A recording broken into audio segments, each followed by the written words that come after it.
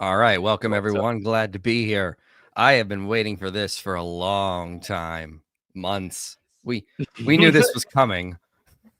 We knew this was coming. I'd be like, oh, I haven't checked Mythvision in a few days. Did they finally get that response up? No. And then sure enough, this weekend, the Christmas present finally came. So for those who don't know, we did Dennis MacDonald has been pushing this idea that the Gospels are theological fiction, imitating Homer. And so like that's like their whole thing. Like they the writers like Mark and Luke consciously were imitating Homer and like making up stories based on things they saw in Homer. Is rejected by like 98% of scholars. Like it's not really supported. So I knew, because Derek has been pushing this a lot, that if I put that video up, they couldn't resist responding. So we've been preparing for this for a while anyway. And I think if I could have coached Dr. MacDonald on what to say, I couldn't have done a better job. He said everything we wanted him to say to show that this theory is just riddled with problems. Like, so thank you so much. And we're going to go through this and demonstrate why their theory just doesn't work, why their evidence is just not what they think it is, and all the problems. Like, I don't know what you think, but there's the main issue is there are so many philosophical problems they have not considered when it comes to this.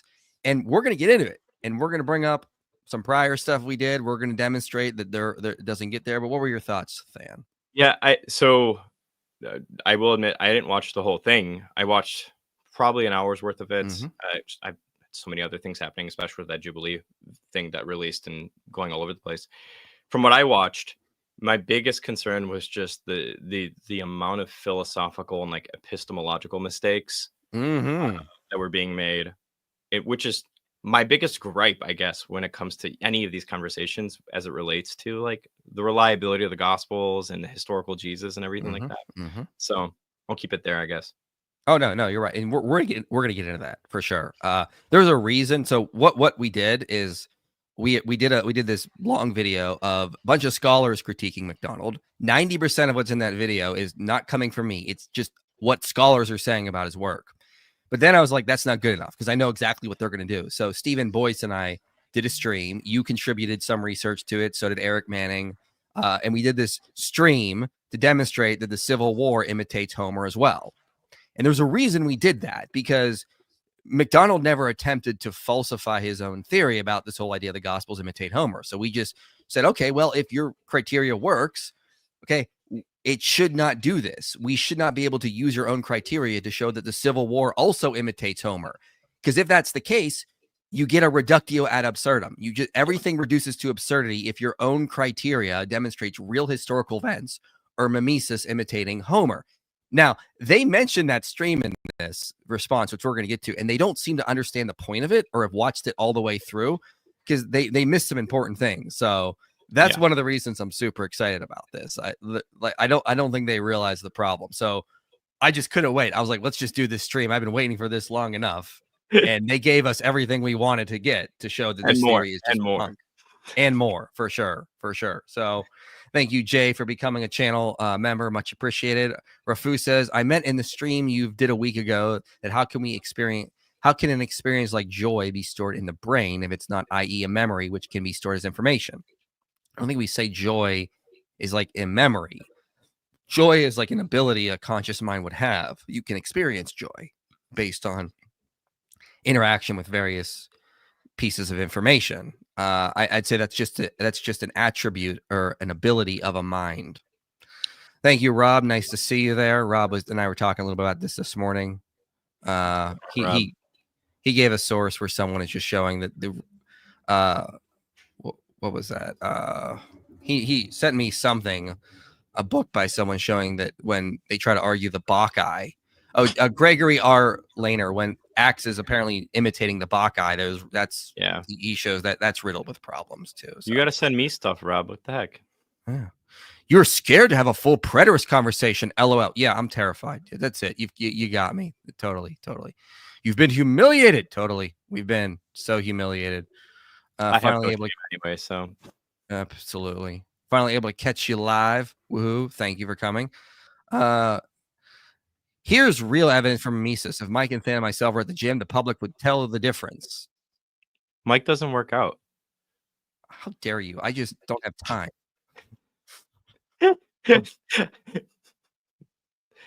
It's not a slight. You've just professed it already. Gotta love the bunker mentality with Mythvision fans. Yeah. So let's get into that. So this is their response where they're trying to defend the view that the Gospels are imitating Homer. And we're going to have some fun today because this is exactly what we were hoping to get. And you'll see why once we get into it. So stay tuned. We got a lot to show. And when anyone tries to argue for this, just send them this stream. We're going to go through and show all the philosophical problems they've not considered. You just get ready. What we're going to do today, ladies and gentlemen, is we're going to start with someone who gets quoted many times in this video by Michael Jones. That's Dr. Carl Olav Sandnes. I want, in his own words, to express that he actually agrees, and I want everyone to remember this throughout this entire video. He thinks Homer is being used in the New Testament. No, in the Gospel. I had no idea. He thinks it's there. Now, one, let's absolutely stillman him. He does not think as many parallels as Dennis are happening in the New Testament, but he thinks it's happening.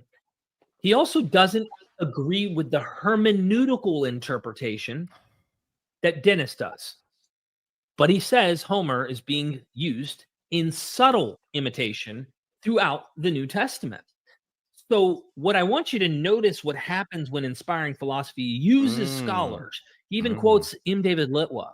I don't know if he's ever even read Jesus Deus or The Evil Creator or any of his works. Yeah. The books that you quote in your video.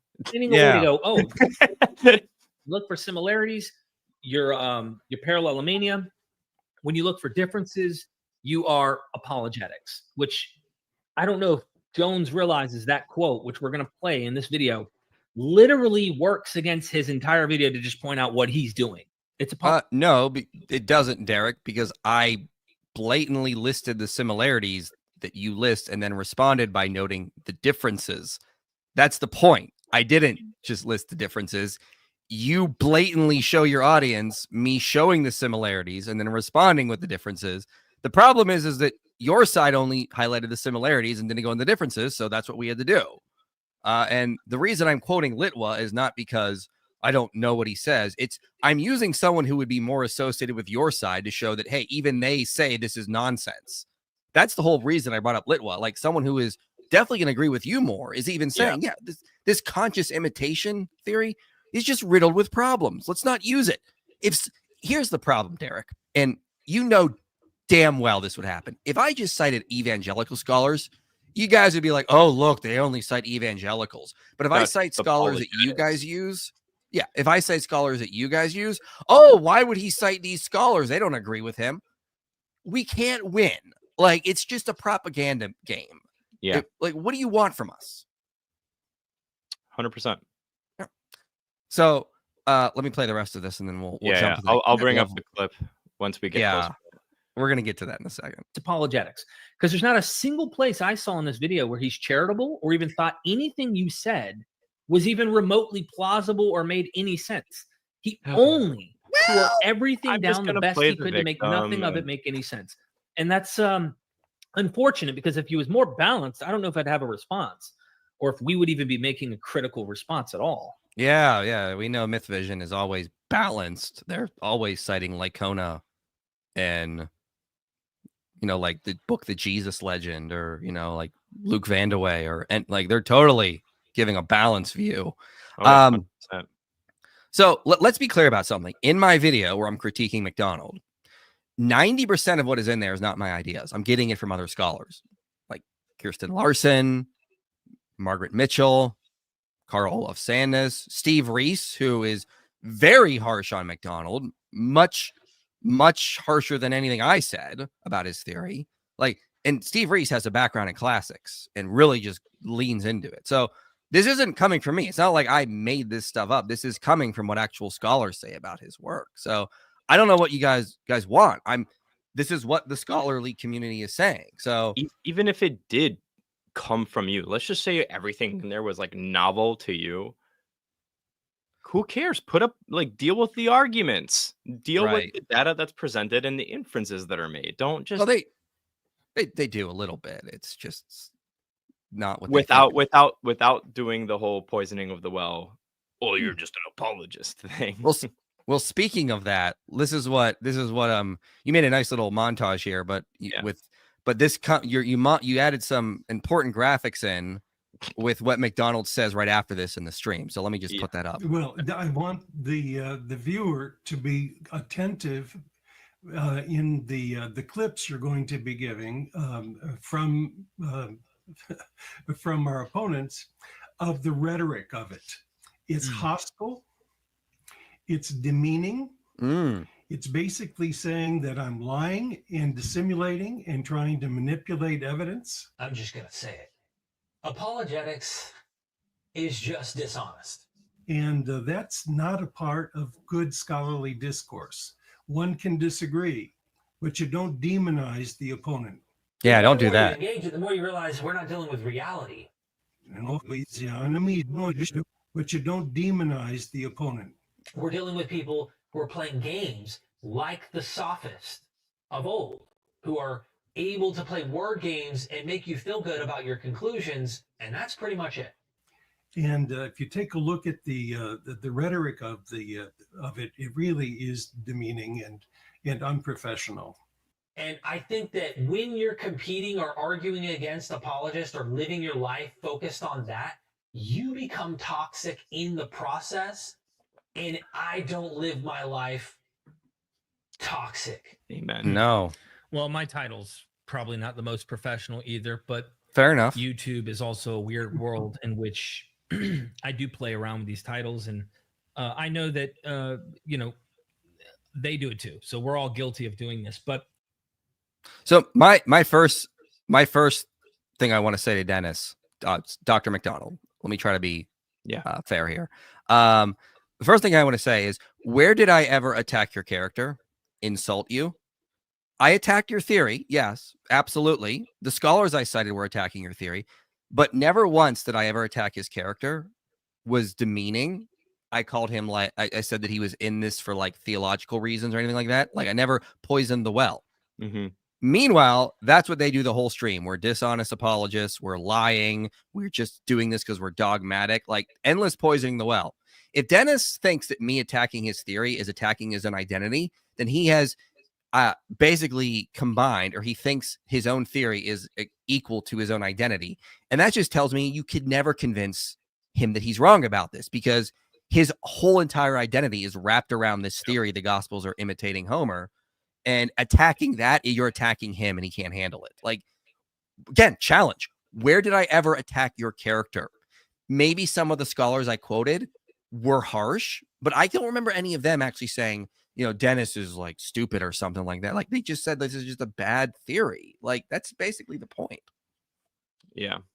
Not to mention, if you really, I hate psychoanalyzing here, right? But this theory is also just going to be one of those types of theories that's going to attract people and want to stay in it, because it mimics this type of critical thinking where it's like, oh, well, I got the secret knowledge now that that nobody else has.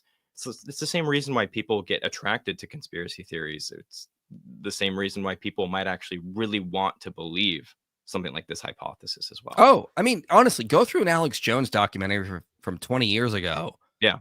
I mean, like, what is different here? And I'll bring this up later, but I mean, like, he's like, oh, why would Bush make this hand symbol and say this one thing if he did not cause 9/11? You're taking an inch and going a mile. And that's what Dr. MacDonald does so many times with this theory, which we'll get into. But just, we're talking about being demeaning here. I do want to bring up this clip from his debate. Mike, I think you're playing a shell game with us. I think you've got a commitment theologically, and you're scraping the barrel to find arguments and information. So I think all of your examples are problematic. And here's a major.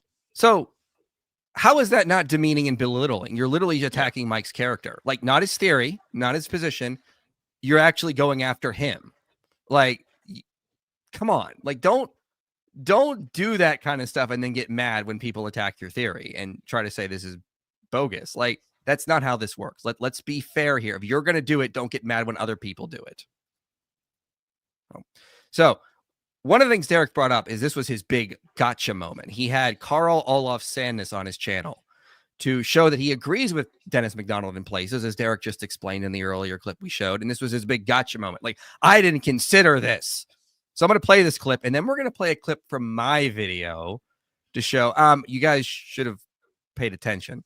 Carl literally says it's there. Can you see how easily someone like MacDonald could go as far as saying, I think it's playing in some hermeneutical sense? If Carl sees it in an artistic way, he sees that it's happening. Artistic way. He just doesn't go as far as Dennis. Right. Like, he's granting so much ground just now, Dennis, that Homer is there, but he's just not interpreting it that way. And so for anyone who quotes Carl to dismiss you, like, unless they take Carl's position that Homer is used in the New Testament, which IP and every one of these apologists do not do. That be very clear. Listen what Derek said. He said, we don't do that at all. That's what he accused us of. He should have watched the whole video he was responding to. They aren't even willing to say it's artistically there. We're not. And if they were, they would be humble, in my view, and a little more respectful on your drawing the full conclusion that you do. Because, come on, I could understand why maybe if you took the stance, I could understand why MacDonald mistakenly goes as far as he does. Because look, it is there. He's just going a bit too far. That's what Carl's saying. Okay. He's saying we don't say there's any Homeric influence on the Gospels at all. Let me just play what I say at the end of my video. Most likely historical biographies. To be clear, we're not saying there was no influence from Homer on the New Testament. Homer saturated the culture of the ancient world, and it would be hard to find any text that didn't have some influence from Homer, merely from the fact that his epics greatly shaped the culture of that day. But Steve Reese points out any influence on the New Testament is best explained as indirect, and surprisingly slight. Merely finding subtle or indirect allusions to Homer in the New Testament is a far cry from MacDonald's extravagant theory that they were directly imitating Homer. Merely finding vague parallels, divorced from their context, is not sufficient to make his case. Oh, Than, I did say there's Homeric influence on the Gospels, in agreement with Carl Olof Sandnes and Steve Reese. I just say that, it's not the type of influence that is okay with Derek. He wants to say something else. You can't contradict them, Mike. They're the scholars. Well, so then Derek's been accusing us of being dishonest, apologists, and lying. Let me just return the favor. Like, why are you being dishonest, Derek? I clearly said I agreed. There's definitely Homeric influence, especially in artistic ways. I would totally grant that. I do totally grant that. I just reject MacDonald's idea they are consciously imitating Homer to create theological fictions. I'm actually more in agreement with Carl Olof Sandnes, but this was your big gotcha moment that somehow I'm quoting him, but not in agreement with him. I'd probably disagree with him on specifics where he says maybe there's more advertising here or there, but I still agree with his general idea that of course there's going to be Homeric influence. But only thing I'm addressing is this extravagant theory that they're consciously imitating Homer and showing that's just nonsense. So, like, why the dishonesty, Derek? If you're going to accuse us of being dishonest, let me just return the favor. Why the dishonesty? Why not actually play that part of the video to show your audience? Uh-oh. Yeah. I mean, like, come on. Yeah. So, yeah. I'm just sadly, like, not really surprised anymore by this. No, I mean, yeah, it is what it is. We doesn't matter what we do or what we say. We're constantly strawmanned, lied about, told we're doing this because we're dishonest apologists that need Christianity to be true because we're not convinced by a theory that even Bart Ehrman thinks is laughably false. Like, oh, the only reason we reject MacDonald's theory is because we're dishonest apologists, like just like Bart Ehrman, I guess, and Dale Allison and Maurice Casey. I don't get it. Like, again, we're not saying there's no Homeric influence. There's definitely Homeric influence. It's artistic. It's subtle. They're not intentionally crafting stories, making up stories, though. That's where we draw the line and say, no, you've gone too far. So, like, Derek's whole gotcha moment with Carl of Sandnes, I'm like, did you pay attention? Like, come on. Like, I don't know. Yeah. I'm still recovering, so I'm going to try not to laugh because I'll start coughing. All right, let's play this next clip. Notice the title. Did the Gospels plagiarize Homer? Uh-oh. Again, I'm guilty of titles, but Dennis, what do you think about that title before we even begin? They're not plagiarizing at all. They're advertising, in fact, that they are imitating and transforming. And ancient rhetoricians and readers knew the difference. Derek, why don't you stop, scroll down, and read the video description that's been there for a month? If I just go back to my video, let's scroll down here. Okay. Dennis MacDonald has spent his career arguing the Gospels are not reporting history, but imitating Homer's epic. He does not say they are plagiarizing or copying, but many who use his work use this language despite him not. Regardless, we looked at his claims and what the critics have to say. So, yeah, I totally admit it's a sensationalist title, but I'm very specific in saying that that's not what Dr. MacDonald is arguing. So, what's going on? Like, why even bring that up? Well, Mike, don't you know it's only bad for Christians to do clickbait? I don't even know if you could even call this clickbait. But you can't you can't do clickbait to get people to watch your work because you're just lying anyway. So it's bad. You can't do that. Yeah. It's okay for Derek to do it though. Now Derek admits he does titles like that too, but like why do we even make a big deal about it? Like I clearly said in the video, MacDonald doesn't say plagiarizing, and I was specifically put in the video description so people understood. So just want to highlight that really quickly. All right, let's play the next clip. Reading has been missed. Readers for 2,000 years apparently have been blind to this important aspect of Mark's project. Is it fair to say, by the way, Dennis, just so we're correctly understanding your current place where you've learned now, that when you wrote this, what was this, 20, 30 years ago, that at that time you did not come across like the Homeric centones? And so I'm highlighting a point in my video where like this idea that Mark and Luke are mimesis of Homer, no one has claimed this throughout history. Like no one did. Like until MacDonald comes on the scene and claims this. This is their response. They're going to try to say, well, no, other people did say the Gospels were imitating Homer, and they kind of shoot themselves in the foot and don't realize it. And other elements that you seem to think may actually reflect knowledge or awareness by early Christians of the imitation of Homeric themes and elements in the Gospels? That is a brilliant observation. That's exactly right. And it was in a response to Margaret Mitchell that I went through more of the patristic information and found the Homero-centones. And by the way, I'm the one who introduced Karl Olaf Sandnes to the centos. He did not know about them until I mentioned them. And they still, by the way, have not been thoroughly translated by anybody. They still are in ancient Greek. And by the way, and so this comes from Greek Orthodoxy. I just found out recently that an Arabic translation of Mythologizing Jesus has been approved for publication. And one of the problems we had in the publication is we couldn't find any Greek Orthodox who still would want to know about the Homero-centones. They have intentional blindness to it. Wow. So when we tried to find somebody in the Greek Orthodox community to translate those texts, we couldn't find them. So the Homero-centone, and I'm sure few of your readers know that those texts exist. Can you and just basically what they are is they are rewriting of the Gospels by using Homeric lines, often in the same sequence. So when they talk about the death of Jesus, they use passages from Iliad 22 and the death of Hector. When they talk about the triumphal entry, they use 13 lines in sequence without changes of Odysseus going into the city of the Phaeacians. Later we'll talk about the Gerasene demoniac. 11 lines are intact in sequence without with only modest changes. These authors who are Christians and are trying to retell gospel stories return to the Homeric origins that produced those texts in the first place. So you're right, when I wrote Homeric epics in the Gospel of Mark, I was not aware of the centones. But they are extremely important because even though these Byzantine poets probably did not expect mimesis to be the result of the similarities, they undoubtedly saw the similarities. Okay, here's the problem. MacDonald is highlighting the Homeric centones or centones and saying like, well, look, they rewrite the Gospels to imitate Homer, but that is not them saying that is what Mark and Luke did. Yeah. And here's the problem. If Mark and Luke did that, there would be no reason for these later Christian authors to rewrite the Gospels to imitate Homer. Like, this is the thing. I even cited one of them in my video that they're responding to, Euodosia's poem, where she reworks the Gospels to imitate Homer.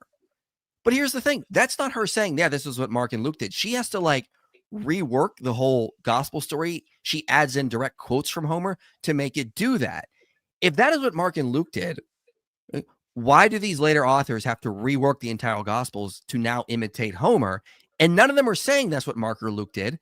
As Carl Olof Sandnes notes in his book, some of the connections they make are slippery and contrived, but they force the Gospels to do that so they can make these new poems that imitate Homer. That's not what Mark and Luke are doing, and none of them say that's what Mark and Luke were doing. That's what they were doing, and so they rework the Gospels so that they do imitate Homer. Right, exactly. It's like, imagine I just told my wife, hey, I just cleaned the kitchen sink because it was grimy or something like that. And then she believes me, and then she goes to clean the kitchen sink again. But it's like pointless, because like, why is she going to clean the kitchen sink if it's already clean? In the same way, well, why would they do this if Mark had already done this? That's the whole entire point here.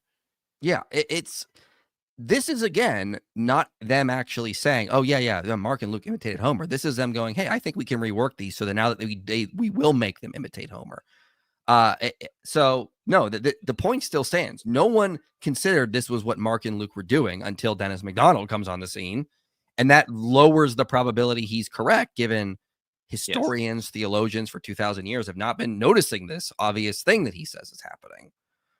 So, yeah, doesn't work. And yeah, I knew about this, the centones, how he pronounces it, because I looked at what Sandnes said, and I used Euodosia's poem to show, listen, if you're going to imitate Homer, this is how you would do it. Okay, that's not what Mark and Luke are doing. So this is a straw man. This is missing the point of what I was saying, and again, not actually presenting. What he would need is like, I don't know, like maybe someone in the 4th century writing, oh yeah, like it's like, or even like a critic. Like one of the things I brought up was like Christian critics. Like, why wouldn't Celsus bring this up? You stupid Christians, don't you know Mark was just imitating Homer? Like, it's not history. None of them did that, and they were looking for whatever they could to attack Christianity. So let's put this back up, play the next clip here. This is them talking about Luke's preface, and they're going to attempt to show that's really mythology. And suggest Luke was writing a biography and a history, as his prefaces and overall writing style better fit with those genres. As Sandnes and Okay, I'd like to talk about that. Yeah. Loveday Alexander is a good friend of mine. Right. And I respect her work. But in her work on the prologues, she makes one huge omission.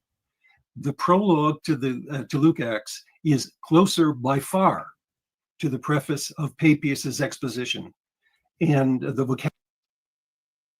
And Papias was a Christian. He knew of Luke. Of course, he's going to make his work align with Luke. That's not her point. She's looking at predecessors to Luke, not Christian works that are clearly going to be working on Luke. Like this is not what you think it is. Like, that's not an argument. Vocabulary is the same. Some of the issues are the same. Of course they're going to be. And Papias is trying to write something as an alternative history. He is. And Luke is using that preface as well. Notice also that in the preface of Luke, he's saying he's not writing a biography. He's writing something about the things that have happened among us. And in other words, it's a founding mythology in order to take the Jesus story and to meld it with the Pauline story, which is in the Acts of the Apostles. So the prologue. This is going to be a reoccurring problem we're going to get with MacDonald when we get to the parallels, is he just sort of makes these assertions. Yeah. Doesn't give a lot of evidence for it. Why? What about Luke's prologue tells you that this is like an origin mythology? Because you could actually look at Luke's prologue and see the parallels between him and other Greco-Roman authors that are actually writing a historical work. Exactly. We'll get to Luke that. Vandeweghe talks about this. I brought this up in my debate with Dillahunty in my opening statement. Like, yeah, the parallels are there, but they're parallels that service the Christian story, not the Homeric mimesis one. Yeah. Well, John J. Peters, in his book, notes that the preface follows the similar method of Thucydides, and to a lesser extent, Polybius, Richard Burridge points out Luke's preface fits with how ancient biographers wrote, or could or one of the ways they could open their works. Like, again, Luke Vandewey as well. Like, there's like, and again, Loveday Alexander notes, again, following similar structure that you see in histories and biographies. What's the evidence that you're going to use to counter all of these experts? And again, the consensus now among scholars is Luke was writing a biography. So the burden is on MacDonald to show it's really a mythic story. Like, when the preface follows how histories and biographers wrote. And again, we cited, I could cite numerous historians on this: Luke Vandewey, John J. Peters, Loveday Alexander, Richard Burridge. I mean, Mike Lacona. I mean, there's so many that have pointed this out and have gone into the preface to show this.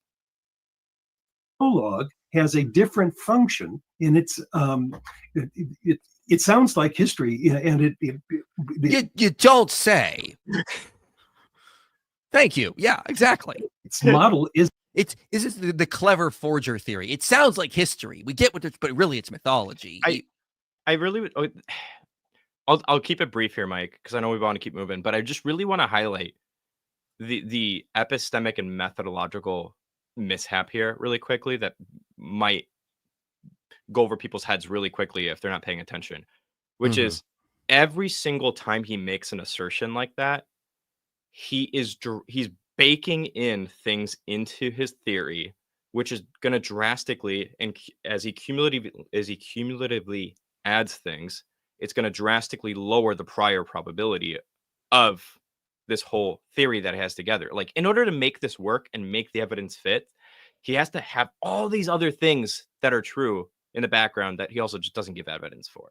And yeah, we're gonna get to some pretty clear examples. Yeah, is actually historical. I mean, it's a history that Papias is trying to write, but it doesn't explain the genre of Luke X as a whole. Right. One of those for you red flags is like a few verses later, angels are flying and doing That's exactly right. Yeah. So now we have circular reasoning. We're assuming naturalism. Any mention of angels must be a mythology. Therefore, this can't be history at all. Like, you're just assuming naturalism to argue for your naturalistic hypothesis. That's not how this works. This is a problem we get with a lot of atheist apologists. They just assume their conclusion as evidence for their conclusion. Like, that's not how this works. But my methodological naturalism, Mike. Yeah, I mentioned angels, therefore it can't be history. Okay, well, and you wonder why you don't it's like you wonder why, like, you'll never accept any evidence for Christianity because you've already assumed that any sort of mention of angels or anything like that can't be real. It's got to be mythology. Like, that's not how this works. I thought we were supposed to start from a place of agnosticism and see where the evidence goes, not go, oh yeah, that's clearly something that doesn't fit with naturalism, therefore it can't be true. Yeah, there's so much I can say there, but I'm gonna not be dorky. Yeah, I accidentally closed it. Let me put it back up. All right, next section here. Again, we're just playing some important clips. I'm not going to go through the full 2.5-hour stream. We're just trying to hit the highlights and some points. MacDonald draws attention to the fact that Mark says Jesus renamed the sons of Zebedee to the sons of thunder. He says this was meant to. So this is where we're getting to some of MacDonald's parallels. He thinks John and James being called the sons of thunder is a clear imitation of something going on in Homer. Imitate Castor and Polydeuces from the Iliad and lists several parallels that are supposed to connect them. But MacDonald's main argument. So James and John are supposed to be Castor and Polydeuces from Homer's epics. Is Mark is trying to make Jesus resemble Odysseus at this point in the gospel. And Castor and Polydeuces were not companions of Odysseus. They were supposed to be already dead by the time of the Iliad and Odyssey. Margaret Mitchell says, they are hardly similar to the narrative function of the living James and John in Mark's work, who followed Jesus from their father's boat to adventures in Galilee and even beyond the pages of Mark's narrative canvas. We also should note Mark never explains why Jesus changed their names. If he was trying to make a connection to Homer, this would have been the perfect time to expand on this parallel. One cannot read too much into a brief reference, as MacDonald seems to have done. His list of connections is also not convincing. The first one is far too general. They are sons of someone, so what? If Mark was writing fiction, he could have at least made the name of the father similar. The next one is also not the same. Come on. Castor and Polydeuces. Oh, come on. I just don't understand how that's possible for him to make. Your screen where here. else in the New Testament, or even in classical literature, do you find two brothers who are given a common sobriquet, a name, as sons of a deity, or the sons of thunder? The god, Zeus is the god of thunder. Now, these parallels should just jump out at you. But that's not what Mitchell is willing to concede. And what 99% of scholars are willing to concede. Do you see the problem here? Like, sons of thunder. Well, that clearly has to be coming from Homer. Or sometimes, given the vast amount of information out there, the vast amount of stories, historical and not, you're gonna find things that are similar regardless. This is MacDonald taking an inch and trying to go a mile. Yeah. Okay. Go ahead. I don't know what else to say there. That's exactly what it's, or another way. The first thing that came into my mind when I saw this part was, it just sounds like we're making like a mountain out of a molehill. Absolutely. You know, it's like, do we think Thundercats are also named after Zeus? Was that what they were thinking? Like just because something is called thunder, that does not mean it has to have a connection to Zeus or something in Homer. Like, the Jews knew what thunder was. Like, is any reference about thunder in the Bible somehow a reference to Zeus? Or is it just this one? Like, you're taking an inch and going a mile. Maybe coincidences just happen. For example, young Earth creationists are doing a very similar thing to what Dr. MacDonald is doing. Okay. They will scour the earth to find random flood legends, and they'll go, oh my, look at what this one tribe in the Americas said about a global flood. This is obviously they got this from Genesis. No, given the vast amount of floods that people have experienced, there's probably going to be a bunch of stories about floods throughout history. And given the amount, you're going to have similarities regardless. Yeah. Like, I also just think, and this is contestable, like one of my working theories on this, by the way, like to try to explain why they get the nickname for Sons of Thunder, is because in Luke 9:54 we see them like asking, hey, do you want us to call fire down on them and all this other stuff? mm-hmm. And Jesus could have easily like typologically linked them to 2 Kings, where Elijah calls down fire from heaven on people. Like, that seems like a really reasonable explanation. I'm not saying that's necessarily what is true, but why do we have to go as far as to go like, yeah, Zeus, thunder, all this other stuff, when it's like embedded within the Jewish context of the historical Jesus? And I know they're going to say this is demeaning and rude, but it's conspiracy type thinking. George Bush could not have said this if he actually didn't cause 9/11. Like, he didn't just say that, like, that one random off the cuff comment. It has to be something deeper and some larger grand conspiracy that is at play. And that's what MacDonald is doing with the Gospels. There just can't be two guys that were actually nicknamed Sons of Thunder. There has to be some larger grand conspiracy at play where they're imitating Homer. Again, you just have an inch. You can't go a mile with that. You need more. Yeah. Cool. And you're going to notice this theme throughout the entire video. You never get a parallel right, Dennis. Well, Derek, if the shoe fits, I'm sorry. You're just completely lost. You have no clue what you're talking about. This is what he's doing in this entire video with your work. I don't remember you saying that at all. Well, a lot of his parallels do not work, but I think I specifically noted that some are parallels in, like, when it comes to like Hector and Jesus. Oh, Like, yeah. But like the way he's caricaturing you is as if like the video is meant to put out this idea that like, oh yeah, don't listen to Dennis MacDonald. He has no clue what he's talking. Like, you're not saying that in the video.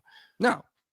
A lot of his parallels are contrived and forced. Like when it comes to Sons of Thunder. Like, and we're gonna get to an important example here where I'm gonna make this. And this is one of the parts of the video that really just jumped out at me. Like, you guys don't get it. Like, this is a problem here. But like, no, again, as I've said, yes, there was Homeric influence on the Gospels. Artistic, definitely. Subtle artistic emulation, for sure. That is a far cry from saying there is conscious imitation going on here. Yeah. That is the problem that they're doing. And again, if all you have is Sons of Thunder and you're going to try to connect this to Castor and Peduceus, I mean, again, elaborate conspiracy to get you there that you don't have from the merely finding a few vague general things that are similar. It doesn't work. The Castor and Polydeuces, because Mark should have made the Boanerges Argonauts as opposed to fishermen. Come on, Okay, let me just back this up because I want to make sure we get this. Okay, one of MacDonald's parallels is to show that Castor and Peduceus are connected or paralleling James and John. in his actual list is he says Castor and Producius are Argonauts, James and John are fishermen. That's one of his parallels. Okay, this is important. This is one of the things he uses to try to argue that they're connected. As opposed to fishermen. Come on, how are you going to make them Argonauts on the Sea of Galilee? It just have the. It really was laughable to. What's laughable is Dennis just admitted to circular reasoning. Okay, one of his parallels to argue is that James and John are mimesis of Castor and Producius, is that fishermen and Argonauts are connected. Now he's saying, like, well, because we know they're doing mimesis, how is he going to change Argonauts to fishermen? Well, no, that's your conclusion. You're using you're assuming mimesis is happening, therefore trying to justify the change from Argonauts to fishermen. But that's what you were using as part of your evidence. That was one of your alleged parallels. You just admitted to circular reasoning. You're to justify the change from Argonauts to fishermen. You're saying, well, Mark is doing mimesis, so how is he going to change that? He obviously had to change it to something that would be relatable to the Sea of Galilee. But you were saying that parallel was part of your evidence for this mimesis going on. So you're arguing in a circle. He changed Argonauts to fishermen because he's doing mimesis. And how do we know he's doing mimesis? Well, there's a parallel here from Argonauts to fishermen. That's circular reasoning. 100%. Like, this is what I mean about just the lack of evidence and him just assuming his conclusion here. I don't know. I don't know how I can be nicer about this when he clearly just demonstrated that's what he's doing here. Well, and I think what's happening a lot, and this isn't just in this video that we're responding to either, right? Like, I think this just happens all over the place when it comes to the reliability of the Gospels. Is it doesn't matter what contrived story you come up with to rescue any hypothesis on the table when it comes to the Gospels, because no matter what you do, it's never going to be less likely than something like saying these are rooted in historical eyewitness testimony and like these things actually happened. Well, angels don't exist, Mike. So like, yeah, of course, it's just way simpler to say like, yeah, he's not going to put Argonauts on the sea. Like, he's going to put fishermen. Well, and MacDonald doesn't. Yeah, and MacDonald doesn't consider the possibility that maybe fishermen has nothing to do with Argonauts. Like, maybe that just, you can't use that as a parallel. He never considers that because he just knows Mark is doing mimesis, so there's got to be some way he can connect it. That's what scholars have a problem with, and that's what Mitchell was saying in her paper. These are just, you're forcing the Gospels to say something they don't to make the parallels work. Yes. There's differences. And trying to make parallels from aspects that are way too general to be of any significance is not sufficient. Okay, let me comment on that. Okay, so look at some of these parallels he has cited here. Again, Argonauts and fishermen is not a parallel. MacDonald's got to sue mimesis to make that one work. Okay, like, I mean, like, some of these are just ridiculous. Like, Polydeuces could have lived forever. John was thought to live to the Perusia. Like that, the parallel that we see in this here. Okay, that's not the same. That's not even related, because if Mark is consciously imitating Homer, he doesn't write this about John. That's just something you get from John's gospel in chapter 21. But if Mark is consciously imitating Homer and wants to tell us James and John are imitating Castor and Producius, why doesn't he include what we see in John 21? He doesn't. That counts against MacDonald's theory that what's going on is mimesis. Because he's assuming, ironically, MacDonald is assuming that that story must have been known to Mark, that he didn't write about, that John shows up in John 21. He's ironically kind of assuming that these stories were somehow known, and he can then use them in his theory to connect them to Castor and Producius. He's almost assuming that somehow these stories are somehow historical and part of the actual narrative about James and John, but they're not in Mark. Yeah. Therefore, there's not conscious imitation. And again, and every time that he tries to rescue the evidence by coming up with some other explanation for why that evidence doesn't look the way you would expect it to look, all he's doing is transferring the improbability of his theory from the evidential side to the priors. That's all that's happening here mathematically. Correct. On that. Yeah. The story of the Dioscuri is that one of the boys was a son of Zeus and therefore was immortal. The other was the son of a mortal and therefore was mortal.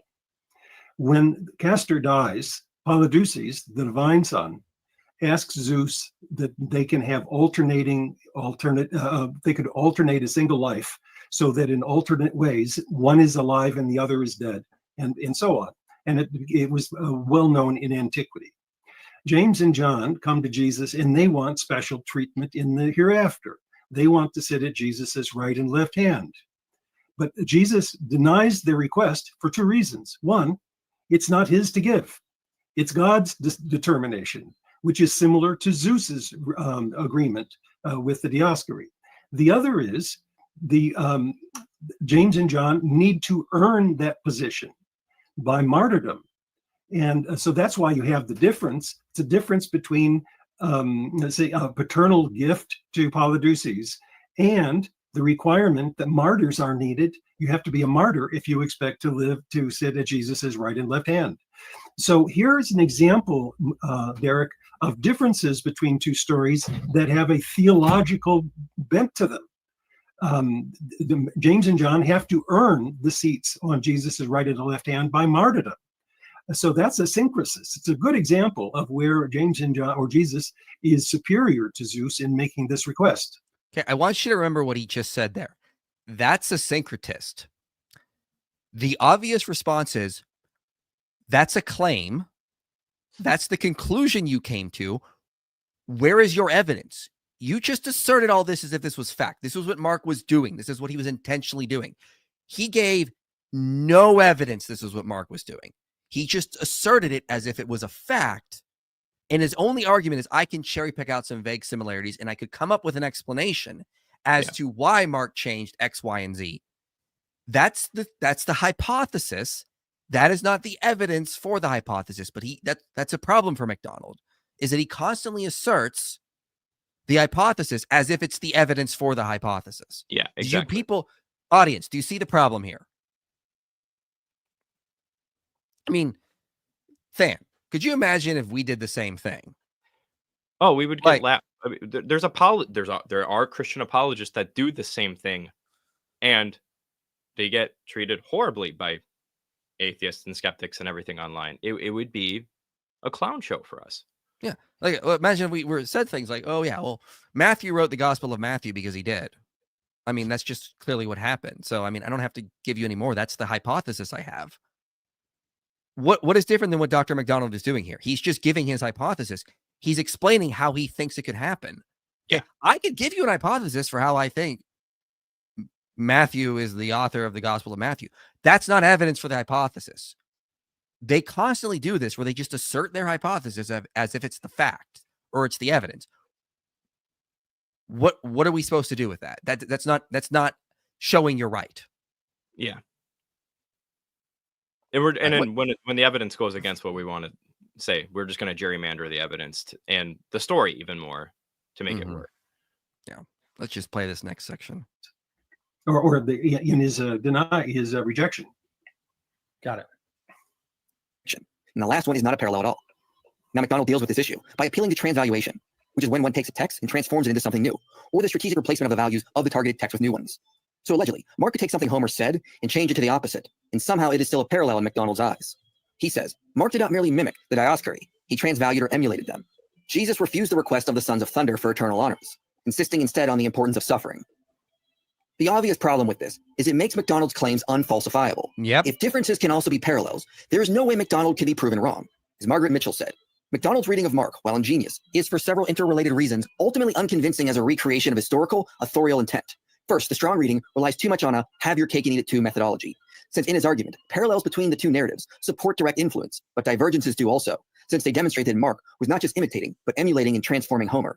This means, in essence, that MacDonald's thesis, once propounded, is theoretically incapable of invalidation. Second, many of MacDonald's interpretations of particular passages are forced or contorted, rendered on the basis of inconsistent application of interpretive principles. This is worth that is so problematic for mimesis, to say that differences are not themselves flags to imitation. The reason that these authors are imitating is, in fact, to transform them.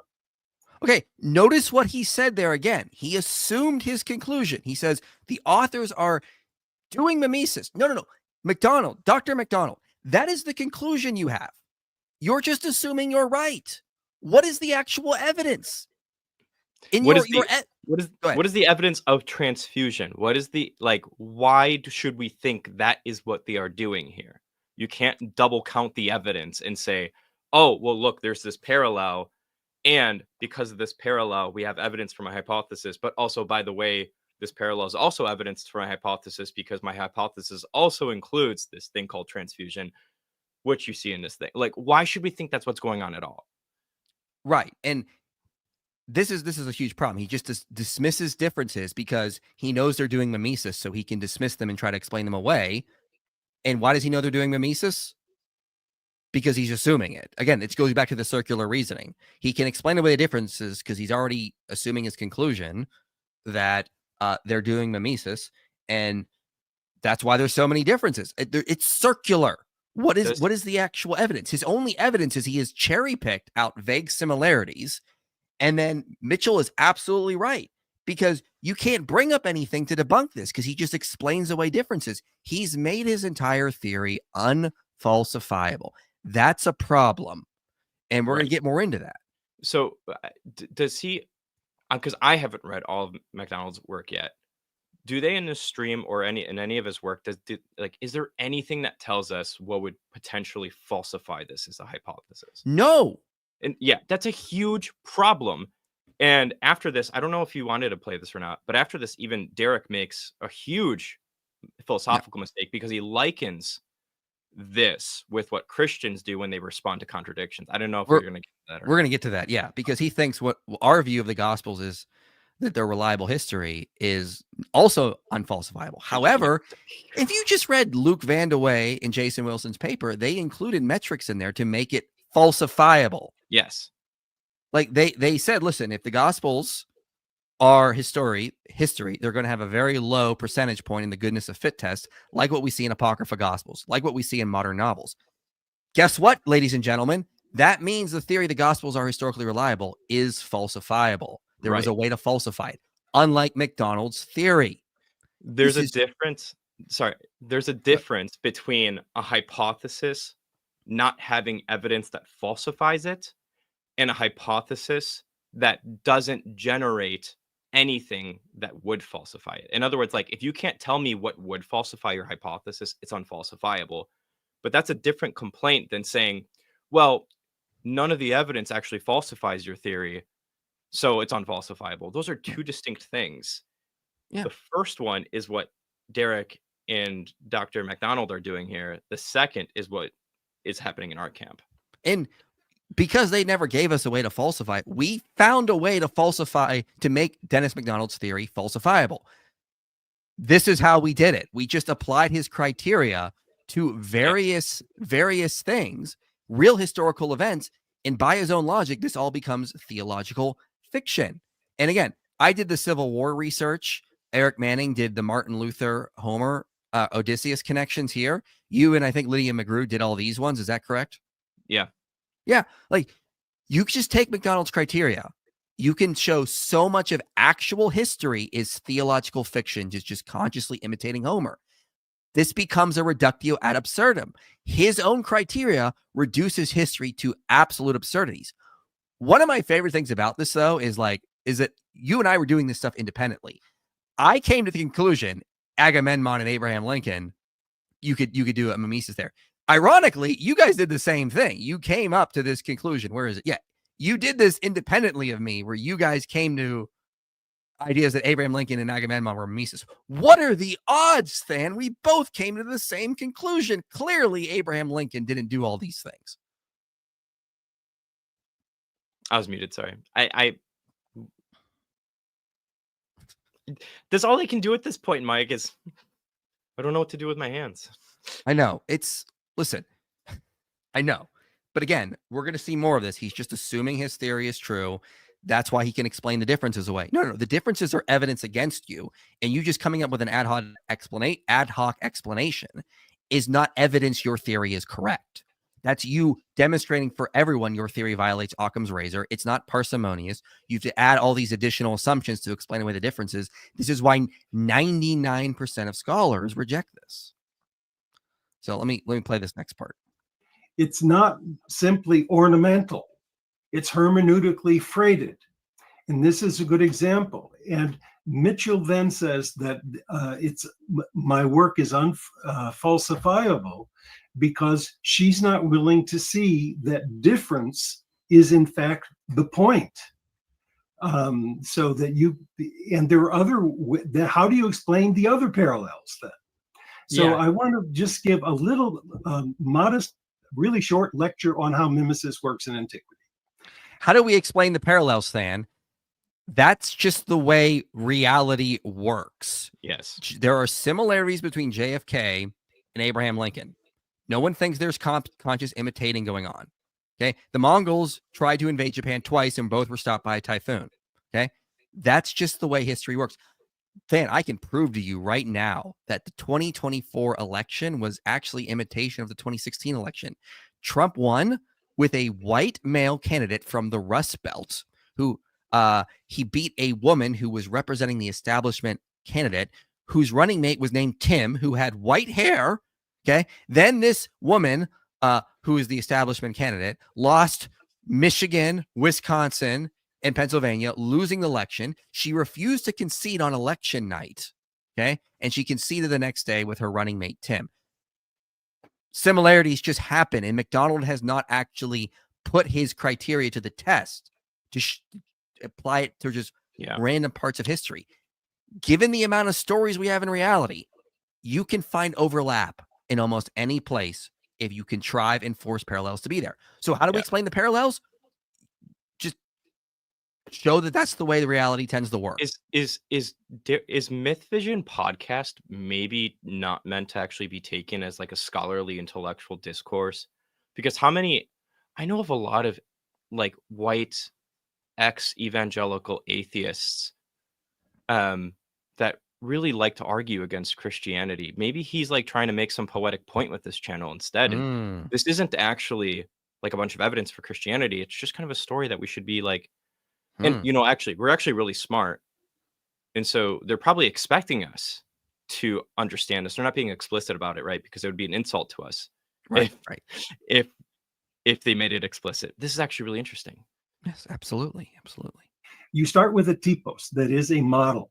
So you've got a model in mind. Now you want your reader, in some cases, so you pile up similarities, prepared to make a comparison. But notice what's going on here. I'm going to keep playing, but he's just explaining his hypothesis, and he's assuming that's evidence for his hypothesis. Then you do a switcheroo, and you show that there's a difference between the two, and that's called a syncresis. By the way, the similarities are called homoiote. That is similarities. So you have a typos, a model, then you have similarities that alert the reader to compare the two, and then you have a syncresis, which is the switcheroo. Now, both the similarities and the switcheroo are flags to the model, and Mitchell is totally deaf to that part of ancient rhetoric.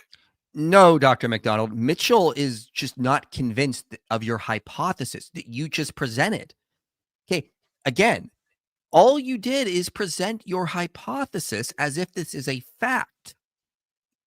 You got to actually show this is what is the case, and what is your evidence that this is what Mark did. Okay, I get that you're trying to account for the differences. We all do. But again, that's your hypothesis or your theory. That's not the evidence to show that this is what Mark was really doing. What you would need is Mark saying this is what he's doing, or some other later authors who were in the Christian church saying this is what Mark was doing. You could use actual evidence of direct advertising. Like, for example, the Gospels do imitation of the Old Testament. They're trying to show Jesus is the greater Moses or the greater David. How do they do that? They quote the Old Testament verbatim. They don't do that with Homer. So there's no direct advertising, like direct quoting of Homer in the Gospels like with the Old Testament. This is a point Sandus has made. Their hypotext is the Old Testament, not Homer. If they were using Homer like MacDonald is thinking, we should see them using Homer the same way they use the Hebrew Bible. This direct quoting, this referring to the scriptures. They don't do that. That's a problem for your hypothesis. The evidence doesn't fit it. Yeah. But it's okay for them to do these ad hoc moves and everything like that, because it's not apologetics, right? Oh yeah. Like we can't harmonize into on any of that stuff though, because that's apologetics. It's 100% ad hoc. He's just he counters a problem, evidence that's being presented against this theory. And God, when they keep accusing me of, well, IPs just wants to highlight all the differences. Guys, this wasn't me. Every scholar I was citing was responding to MacDonald, like Larson, for example, by highlighting the differences to show this theory does not work. Everything I did, I got from actual scholars. Okay.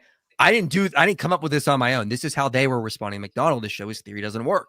And they're mad at me for highlighting the differences. Okay, this is what the scholarly community is doing to show his theory doesn't work. Get to some super chats here before we dive back in. Woohoo! Thanks, Michael. EU friendly live stream. You're very welcome. Can you contact Luke Barnes about refuting Big Bang? What? I don't think Luke Barnes would want to refute the Big Bang. I don't know. IP, did you see the guy? Yeah, I remember him. That clown backpedaled on his argument, then challenged you to debate. Yeah, I'll debate him when I have an actual day. Like, I don't have time for this.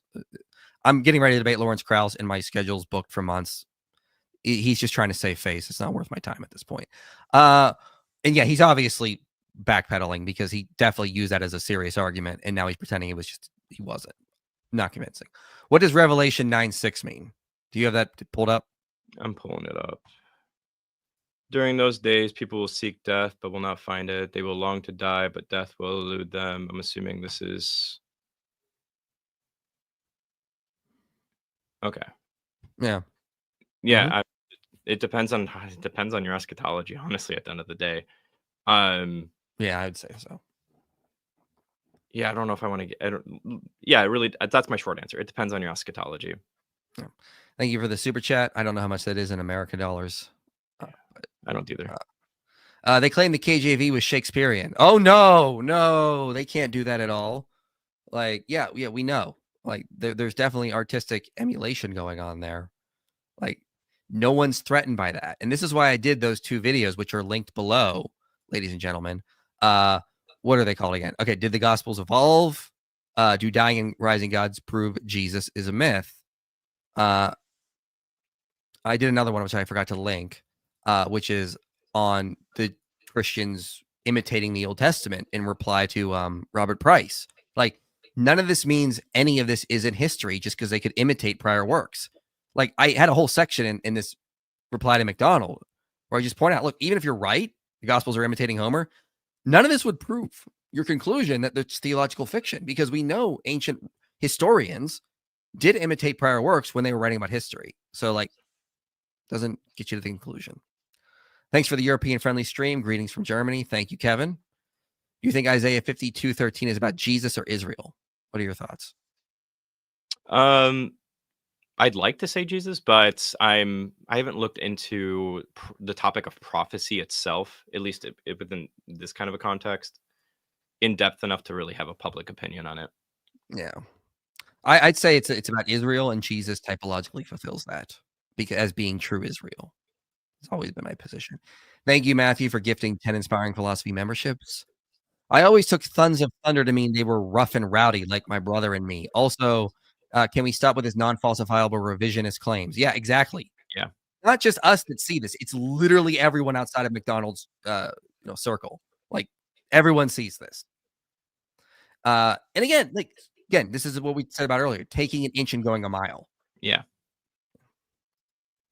My biceps are called Thunder and Lightning. Does that mean I'm a reincarnation of Homer? Absolutely.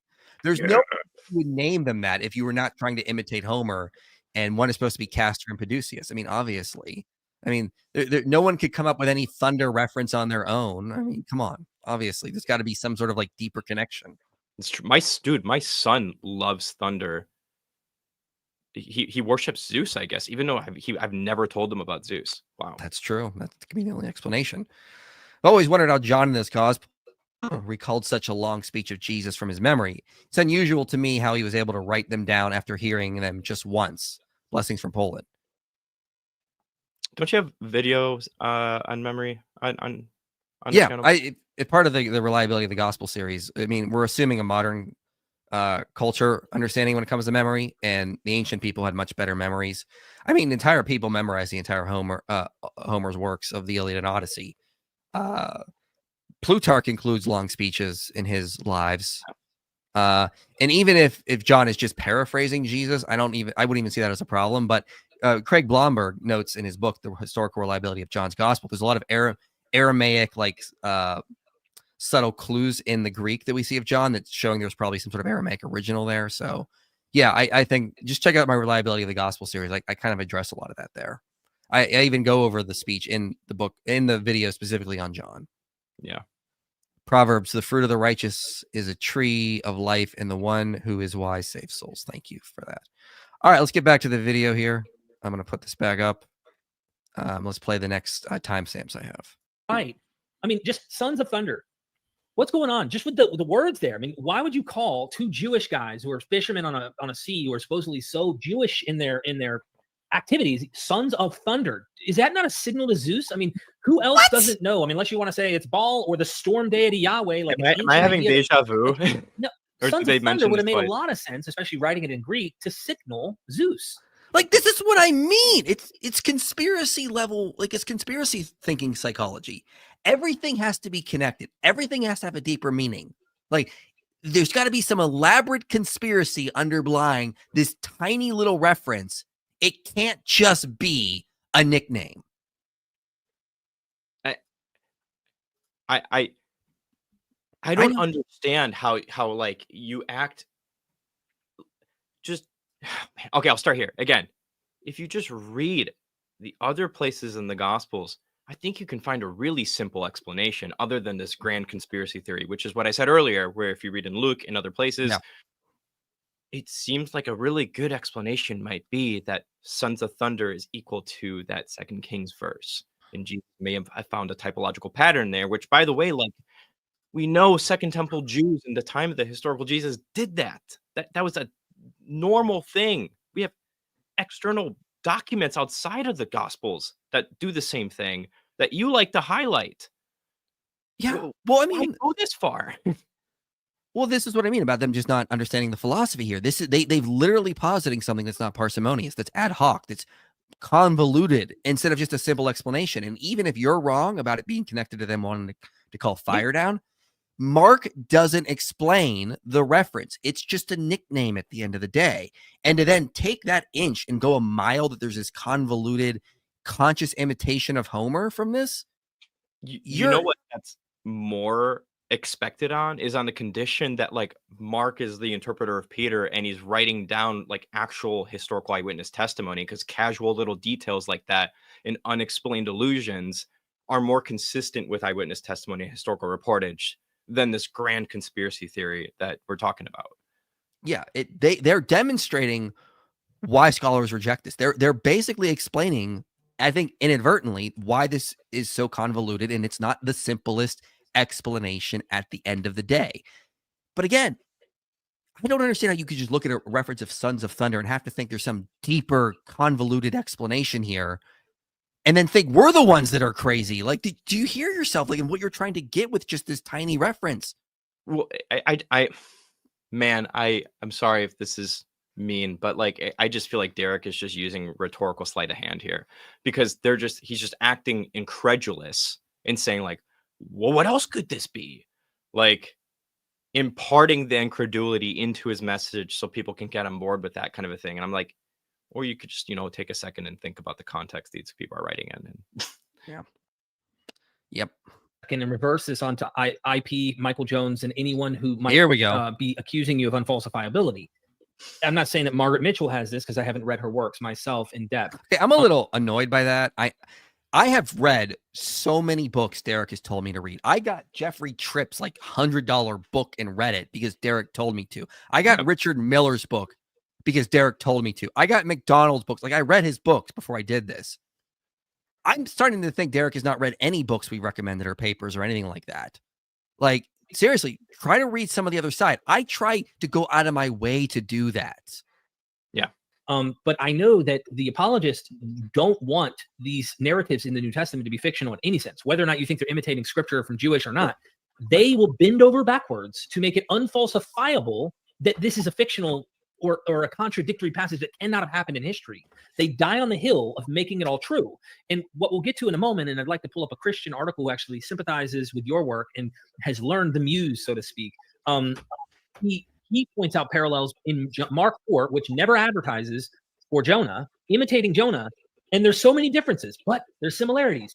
And so lots of scholars have noticed, they have keen observation in Mark 4, where they're on the sea and its storm comes and all that. Between Jonah and Jesus, no imitation is explicitly mentioned that this is what's happening. But that would never bother these guys because they would just go, yeah, because this actually happened. We don't even need it to imitate scripture here. This literally happened, making it again an unfalsifiable claim by them. So like they want to claim you have an unfalsifiable position because you change things or find ways where the differences are happening and you're saying this is syncresis. This is what they're doing. It's intentional when they're remodeling the story. They go unfalsifiable. You start pinning them down on contradictions or pinning them down on fictional aspects, they will double down on it happening in history. They will not grant that this is just fanciful literary invention or any of that. So like they're just as guilty if they're trying to blame you is my point. So this is just blatantly false. As we noted, it's very easy to falsify our theory. Yes. One, Hey, I mean, just go ahead. Sorry, I didn't mean to cut you off. I'm excited. Go ahead. All right. No, yeah. So look at Jason Wilson and Luke Vandewey's paper on onomastic congruence in the Gospels. They included falsifiability in there because they included an entire section on are Apocrypha Gospels getting onomastic congruence? Are modern novels getting onomastic congruence? Does a random sample get onomastic congruence? No, none of them got. They all got 0%. Only Josephus and the Gospels got onomastic congruence. Therefore, they included metrics that allow falsifiability. You want to falsify the theory that the Gospel authors are Matthew, Mark, Luke, and John? Come up with a better explanation for why they're anonymous. And then the titles were added during like the 2nd century. This is the back and forth we were having with Apologia last year. And we just demonstrated in like a couple of streams that their entire theory was more ad hoc. They were positing far more assumptions to explain a data that could just be explained with a simple theory. So no, we have included metrics of falsifiability. You want to falsify undesigned coincidences? Easy. Find some fictional works, find the amount of undesigned coincidences in the Gospels in that work. You have a strong argument. It's very similar to what we did with the Civil War thing, using Dennis MacDonald's own criteria to show a real historical event is mimesis. So yes, you can falsify our theory. Do it now. Okay, go ahead.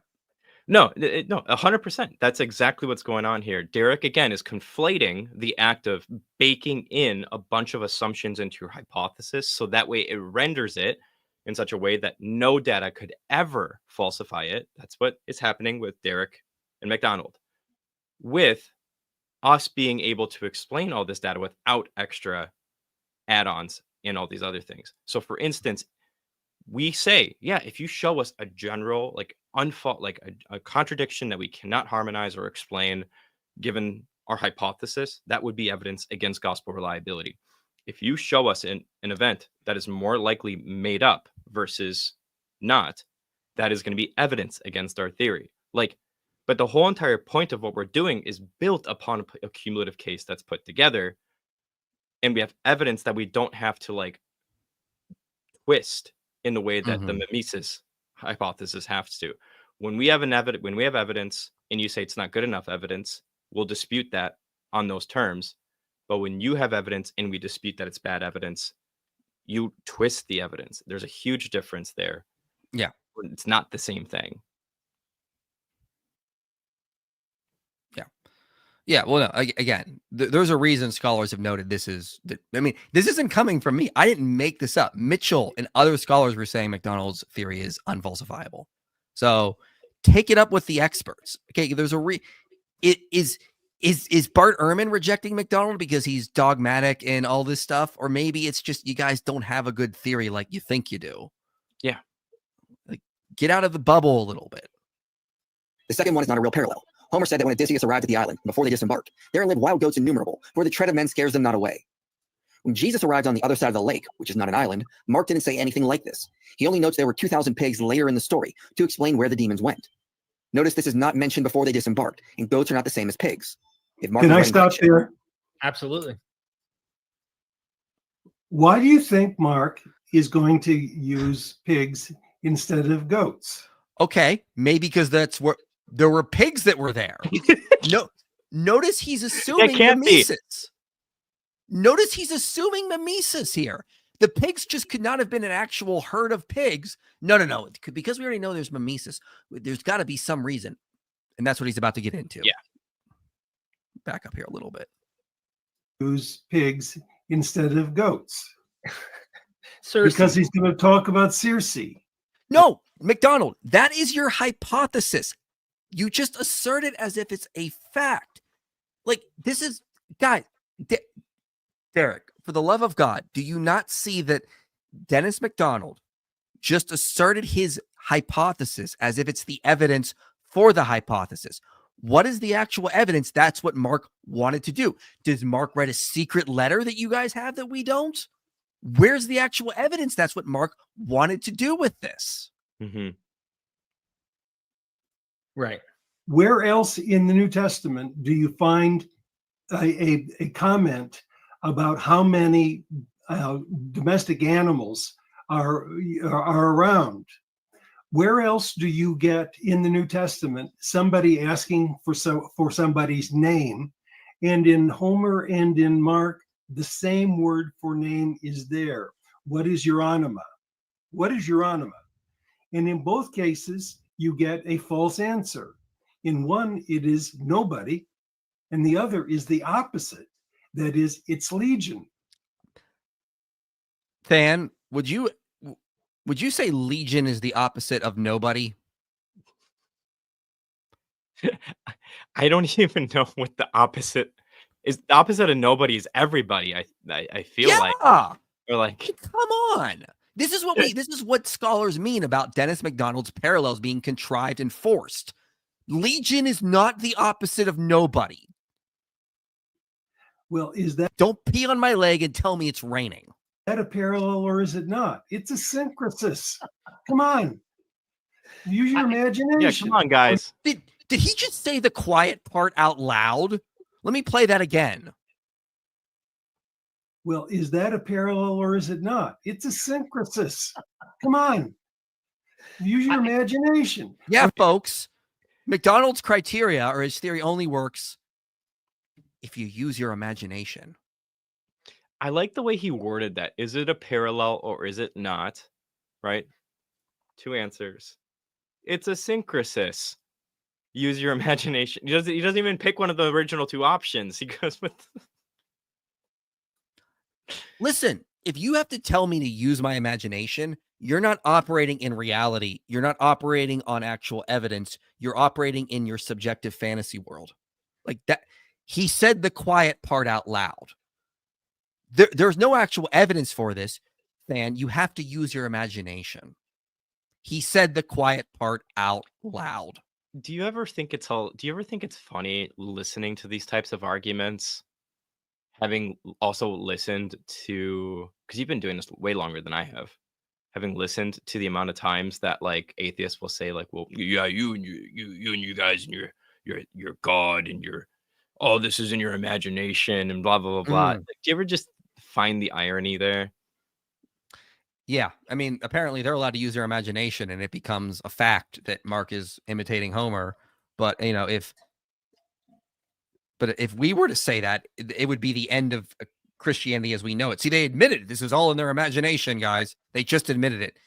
Listen, let me try to do a parallel here to what MacDonald is doing. Again, as I mentioned earlier, creationists find so many flood stories around the world. And they go, well, why would these people in South America or in Australia mention a flood if it obviously didn't come from Genesis? And I cited this in my video on the case for ancient monotheism. There's actually a story in Aboriginal Australian culture of one tribe has this story that the first man and woman were forbidden to go near a sacred tree. One day, the woman was gathering fuel for fire. She got too close to the tree, and a bat flew out of the tree, and that is how death came into the world. Now, when young Earth creationists hear that, they lose their mind, Than. How could that not be a cultural change to the original Genesis story? Look at how similar it is. Look at the parallels. You can explain the changes by it just being corrupted over time. Or Dr. MacDonald, I think you would agree with this, or given that there are a vast amount of tribes on the earth, given there are hundreds of Aboriginal tribes before Europeans showed up that all had dozens of different stories, given that giant pool, you're eventually going to find one that has some similarity to some story elsewhere. Okay? Given how big the Bible is, given how big Homer is, if you look hard enough, you can find similarities.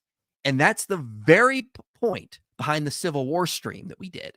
Because if you look hard enough, you can find parallels. You never accounted for this in your original theory about how easy it is to do this with real historical events. Because you got to think, given the vast amount of stories, given real or fiction, you can find overlap somewhere. That doesn't mean there's conscious imitation of Homer going on, just because you can find random similarities in these vast corpuses. Yeah, exactly. Exactly. All right, let's play the next section because they're going to get to the Civil War stream here in a little bit. I want to make sure we get to that. And I just thought to myself, I'm like, okay, we can play this game of finding parallels. And in fact, the other video, which isn't even worthy of your response, because it's kind of a mockery of you, and they go to the Civil War and they're trying to act like, well, the Civil War is imitating Homer now. And like, show me, this would be an interesting case. Show me where early settlers of America wrote that we are to emulate Odyssey, emulate Homer, imitate it. We breathe it from birth to death. We are supposed to model it. And by the way, we're going to write in Greek. I mean, like, there's so much that it's just an absurd, ridiculous, silly video. So when you actually... Okay. We were not mocking Dennis MacDonald. Okay. We were in a sense mocking his theory though. Yeah. The reason we did it like that is not because we were trying to be rude. We were trying to show the absurdity of it. And we came to the conclusion this is the best way to do it. And Derek is just simply wrong. We did fulfill all of MacDonald's criteria here. We did show there were modern imitations of Homer around the same time as the Civil War. And the point of that was to fill the criteria that, yes, there were people trying to imitate Homer. Therefore, under MacDonald's own criteria, we could say the same thing. That's all they're doing. They're just imitating Homer. Same thing. So we met density. We met order. We met distinctive traits. We met all this.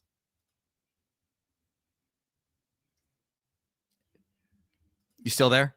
Yeah. I okay. had to fix a mic issue really quick on my end. Sorry. And again, like one of the things we also noted is Michael Kona did the same thing with like the death of Pompey. He shows it's just, you could just make the case. It's not historical. It's just imitating Hector's or Jesus's death.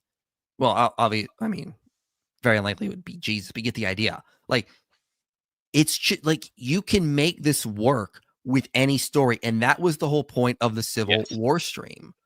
Like, it's a reductio at the end of the day, right? Like, it's a reductio.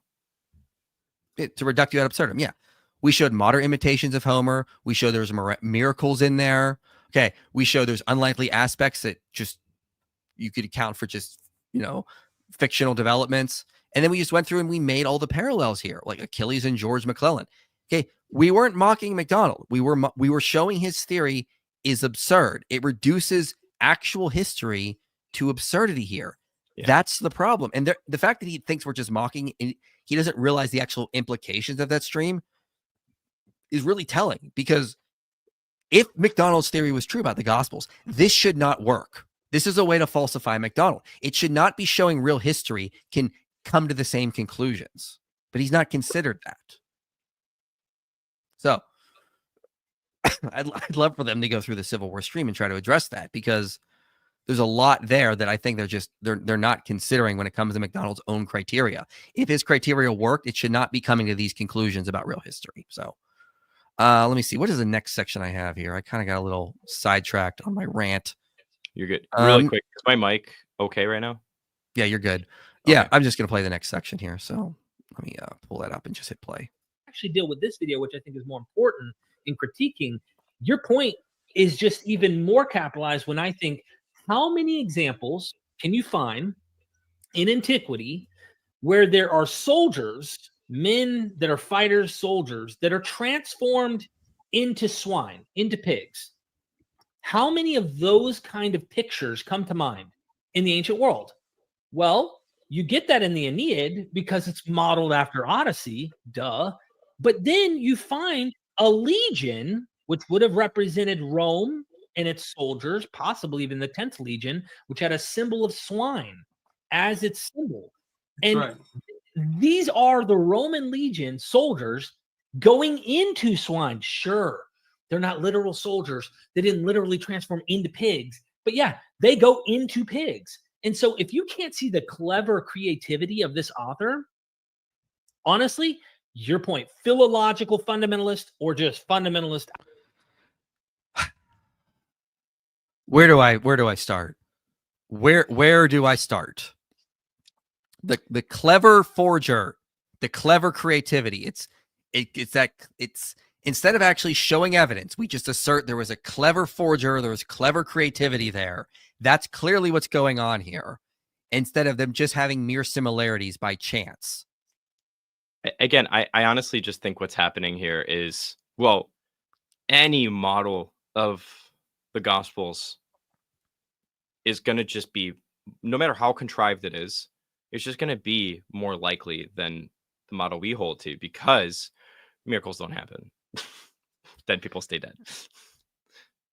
I don't know what else to I don't know what else to boil it down to at the end of the day. I mean, like, you could just say the same thing about the JFK and Lincoln similarities. Like, clearly, those could not just have come about by coincidence. You got to see the clever artistry going on there, the clever writing of what they're doing, or just go through all of this stuff here. Like, again, clearly Odysseus is just clever writing being reworked into Ulysses S. Grant, or Agamemnon and Abraham Lincoln, guys, or Hector and Stonewall Jackson, or Achilles and George McClellan. Remember, the Greek name of Achilles means pain of the people. George comes from a Greek word that means earth worker or farmer. And in a Christian society, the pain of the people is clearly farming, according to Genesis 3. Do you see the clever creativity they're doing, Than, here? Like, Yeah. Why would George McClellan not beat the South until he gets to Antietam, which means swift water, if they're not trying to connect that to swift-footed Achilles there? What are the odds of that? Really low. It has to be just, I think they're onto something. Again, they have not considered how this stuff can be applied to real history and the absurdities it turns into. They're assuming without evidence that these things in the Gospels cannot just have happened.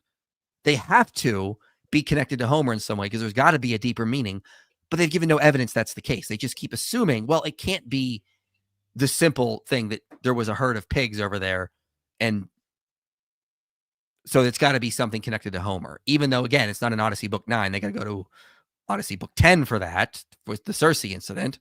It's something. Yeah. Just outright. That's all I'm seeing. Yeah. I'll keep going. Yeah. You could easily have. That's just a dishonest, obviously not realizing. Of course, you jump to Circe, but that's where they. No. Stop there. What do you mean? Of course, you jumped to Circe. That's your conclusion. What is the evidence? That's what Mark had to do, other than you've cherry picked out similarities and stretched them to make something. You can't use your conclusion as evidence for your conclusion.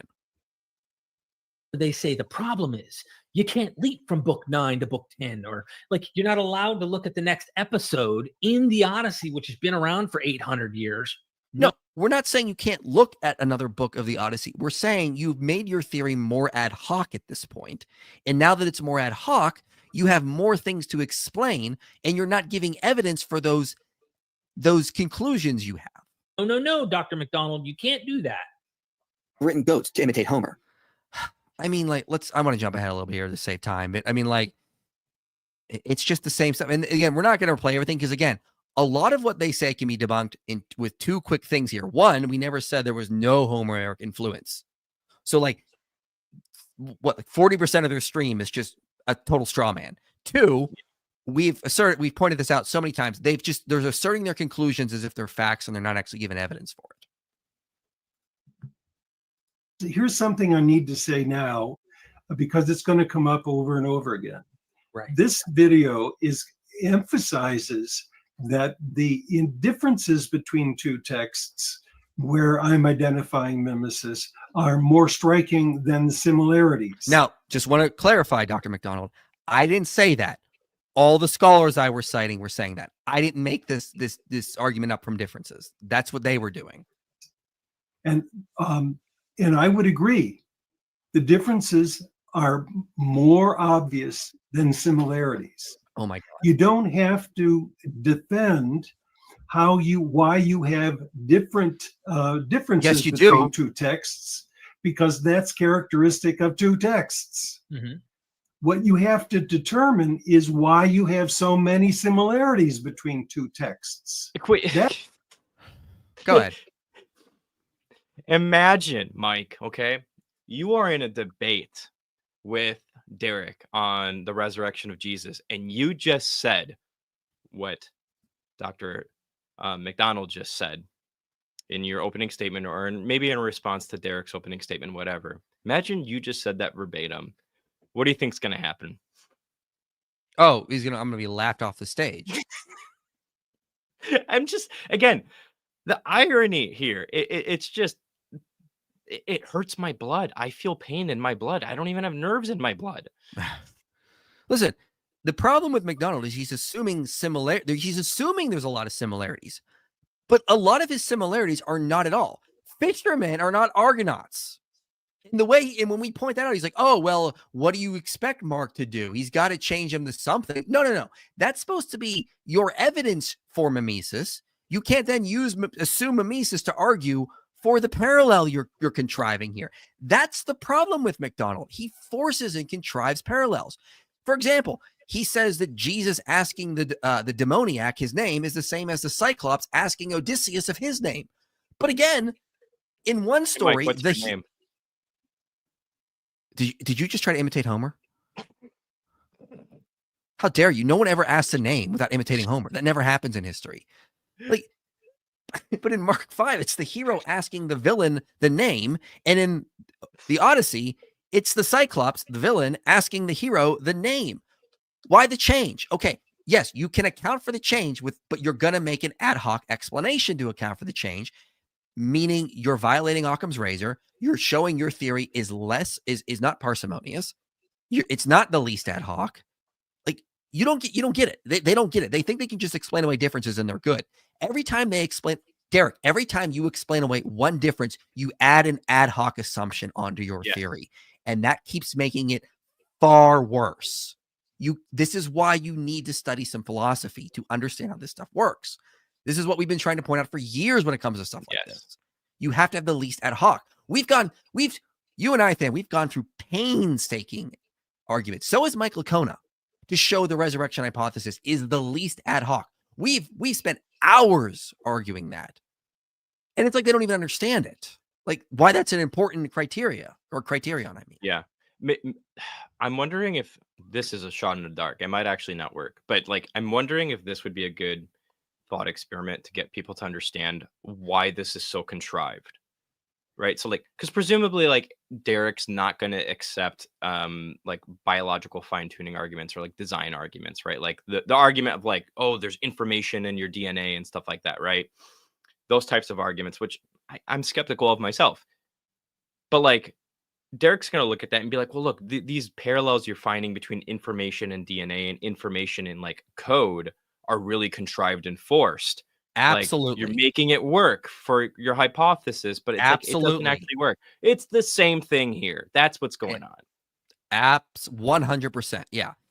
A lot of it just comes across as mimesis presuppositionalism. We're assuming mimesis, and that's why we can explain it all. It's really just atheist presuppositionalism. How do you ground all universals and particulars without the mimesis hypothesis? But again, my challenge to MacDonald is how do you explain the parallels, the density of the parallels we can find for the Civil War, or go through this list? How do you explain the density of these parallels? This is MacDonald's point he constantly brings up with critics. He's like, okay, yeah, I acknowledge there's differences, but how do you explain the density of parallels? This is how we explain it, Dr. MacDonald. This is how we explain it. They happen all the time, and when it comes to real historical events, they happen all the time. This is why we did the Civil War stream the way we did it. Yeah, I mean, look, there's just common threads throughout the narrative of reality that humans tend to abide by. Mhm. That's not a big grand conspiracy. That's just anthropology. Absolutely. So here's where I want to. This is where we're going to highlight this problem. And MacDonald doesn't understand the argument. He accuses us of making a red herring, but he doesn't actually understand Kirsten Larson's argument here. I don't know how to pronounce the first name. We can go through MacDonald's alleged parallels. Again, here we are. Every single one of them crossed out. There's nothing to it, Dennis. You're just making up stuff. Yes. And by the way, again, as I said in the video, Derek, this didn't come from me. This was Larson's conclusion. I was just highlighting it. Okay. Encounter numerous problems. The order isn't exact, details are wrong or misrepresented, transvaluation has to be employed extensively. To rescue alleged parallels, MacDonald has to draw from the Odyssey Book 10 to strengthen his case. Furthermore, Larson has an even more damning critique. Here we He go. lists the extent of the story in Mark, side by side with the story in the Odyssey.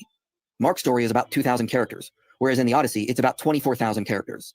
This gives us a ratio of 1 to 12 in the number of characters, which means the average distance between parallels in the hypotext is 12 times greater than in the hypertext. Okay, When you have that is such a red herring. Nope. Nobody, as a classical scholar, is going to say that comparisons between two texts relies on the length of the narrative. And almost all imitations of Greek mythology are shorter than what you're going to find in Homer. So it simply is a red herring. You wouldn't use that criterion ever in comparing two texts. Now, Virgil has his own version of the Polyphemus story, and it is about a fourth as long as the one that you have in Homer. Now, in that case, there's no doubt that there's a similarity between the two because it's about the same characters. Okay. Notice what he just said. It's about, there's no doubt because you actually have direct advertising, which is not in Mark. So yeah, there's no doubt, Dr. MacDonald, because you have direct advertising. You don't have that in Mark. That is Polyphemus. But it's a red herring to say that a mimesis has to be the same length or even nearly the same length as the model. Wait, I have a question, Mike. Sorry, I don't know if I'm understanding him correctly here because this just popped up. Is he saying, and this is genuine, by the way, because I've heard him previously say that like Mark is not making it like an explicit call out because it'd be an insult to the author, to the readers, but he's like pointing here and saying it is explicit. So is it just kind of like a have your cake and eat it too thing here? Or what's going on? Or am I just misreading what's happening? Here's the thing. MacDonald doesn't understand the argument. I don't know if he's read Larson's paper. Larson is not saying, well, mimesis has got to be the same length. Mark isn't the same length. Therefore, it's not mimesis. MacDonald would be right. That would be a red herring. The problem is neither I nor Larson never made the argument. MacDonald doesn't even seem to understand what is going on here, which makes me think he hasn't even read Larson's paper. Larson is not saying Mark needs to be the same length as Homer, book 9, to be mimesis. That's not the point he is making. The point he is making is, given the vast amount of text, like, and this is what he does in his paper. Okay, so you can see it on screen here. He just puts Odyssey book 9, Mark 5 together. Look at all of this text here. Guess what, ladies and gentlemen? If you have this much text and you've got this little text, you're bound to go through and you can cherry pick out things that you could construe as parallels. There's enough text there to do it. MacDonald doesn't understand Larson's critique of him here. He's not saying they have to be the same length. He's saying, look at how much text there is. Of course you can go through and find things that you can construe as similarities. Of course you can go through and find parallels. You've got enough text, you're going to find it. Okay, because I haven't read this paper yet. So just to make sure I'm understanding, analogously, would this be like, let's say you have a whole history of World War II like a textbook or something, and you're saying like, hey, you have this huge thick history book, but then let's just say you have all these other like little history books that are personal anecdotes, and there's tiny little overlaps in those. And you're saying, what you're saying is like, yeah, if you have this huge textbook and you have these tiny little like anecdotes of people's experiences during World War II, well, of course you're going to have those overlaps and parallels between their anecdotes in this huge textbook, because the textbook contains all of this stuff, while these little anecdotes are going to contain some things that actually happen there. You get the point. Yeah. Is that kind of similar what's happening? You're muted. Sorry. Yeah. I mean, let's just read a little bit here. Like, their brains were shed upon the ground, and the earth was wet with their blood. Then he tore them limb from limb and supped up upon them. He gobbled them up like a lion in the wilderness. Okay. Why didn't Mark put a lion in the story? Okay. Why didn't he talk about the demoniac maybe like killing some people to parallel that? Okay. Why did he just pick out these random similarities here? Like, there's so many ad hoc assumptions in MacDonald's theory that just doesn't account for this kind of stuff. And what Larson is pointing out, given all this text, you will find parallels. But the worst part is, Fan, is all the parallels aren't here. As Larson points out, MacDonald has to jump to another book of the Odyssey, the episode with Circe, to even get more parallels, because he can't even get them all in book 9. This is a problem. You can cherry pick anything out of when you have this much text to get some similarities. And this, again, I'll go back to this point. This was the point of the Civil War stream. Given the vast history of the Civil War and the vastness of Homer's works, you can cherry pick out similarities, just like MacDonald did, and you can make this convoluted theory. Are you convinced the Civil War didn't happen and it's just theological fiction? No. Guess what? That's why we're not convinced of MacDonald's theory about the gospel. Same reason. Yeah. Let me put my screen back up here. So here's a point they're trying to make. They're trying to show there's a similar sequence here in Mark and Homer. But I mean, let's just look at this for a minute here. 1, 2, not 4. So 1, 2, 3, 5, 16, 6, 7, 4, 15, 17, 8, 9, 10, 11, 12, 13, 14. If that's their idea of a good sequence, I don't know what to tell you. How many things are out of place here? A lot. 1, so 4 is missing. Then 16, so 2. Okay, then we have 4 here, so 3. Then you have 16 out of order here. And then you have this ending order. But again, if you look at the ending order, it's very general. Like, they're re-embarking. They're sailing off. Refusal of a request. I mean, refusal of a request. Like 14. Refusal of a request is so general. So even when they get an okay order, embarking, refusing a request. Okay, first of all, it doesn't actually say Jesus actually embarked. You have to read that into the text. Yeah. This is what Larson points out. You get very general things. So, like, I would even say that maybe embarking is out of order. Maybe it should be at the end here, because Mark doesn't say what's going on. He says, Mark says, like, as they were getting ready to embark. So Jesus hasn't embarked yet. Did they explain that in any way, shape, or form? They kind of go into it and they say, well, it's like as he's embarking, therefore it's the same thing, but it isn't. Like, if I just go to the story, it says in verse 18, as he was getting into the boat, the man who had been possessed with demons. Okay. The difference is there's a process versus a completed process here. It's not the same thing.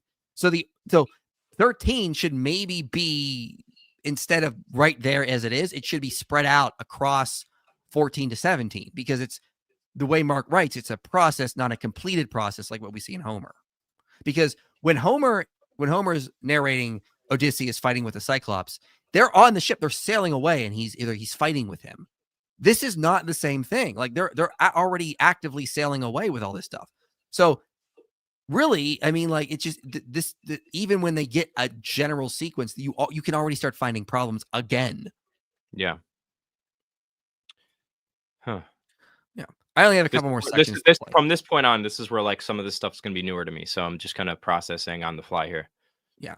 I only have a few more sections to play, because again, we'll just keep repeating ourselves. We'll just keep saying things like, MacDonald, you've not given any evidence for this.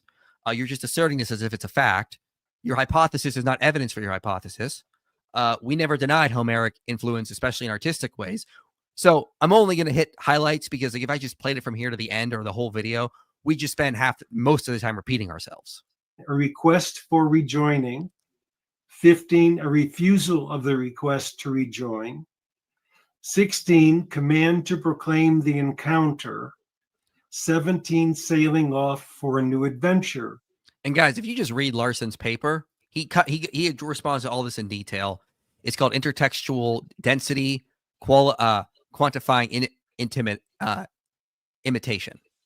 So you can just read the paper, and he addresses all this in more detail.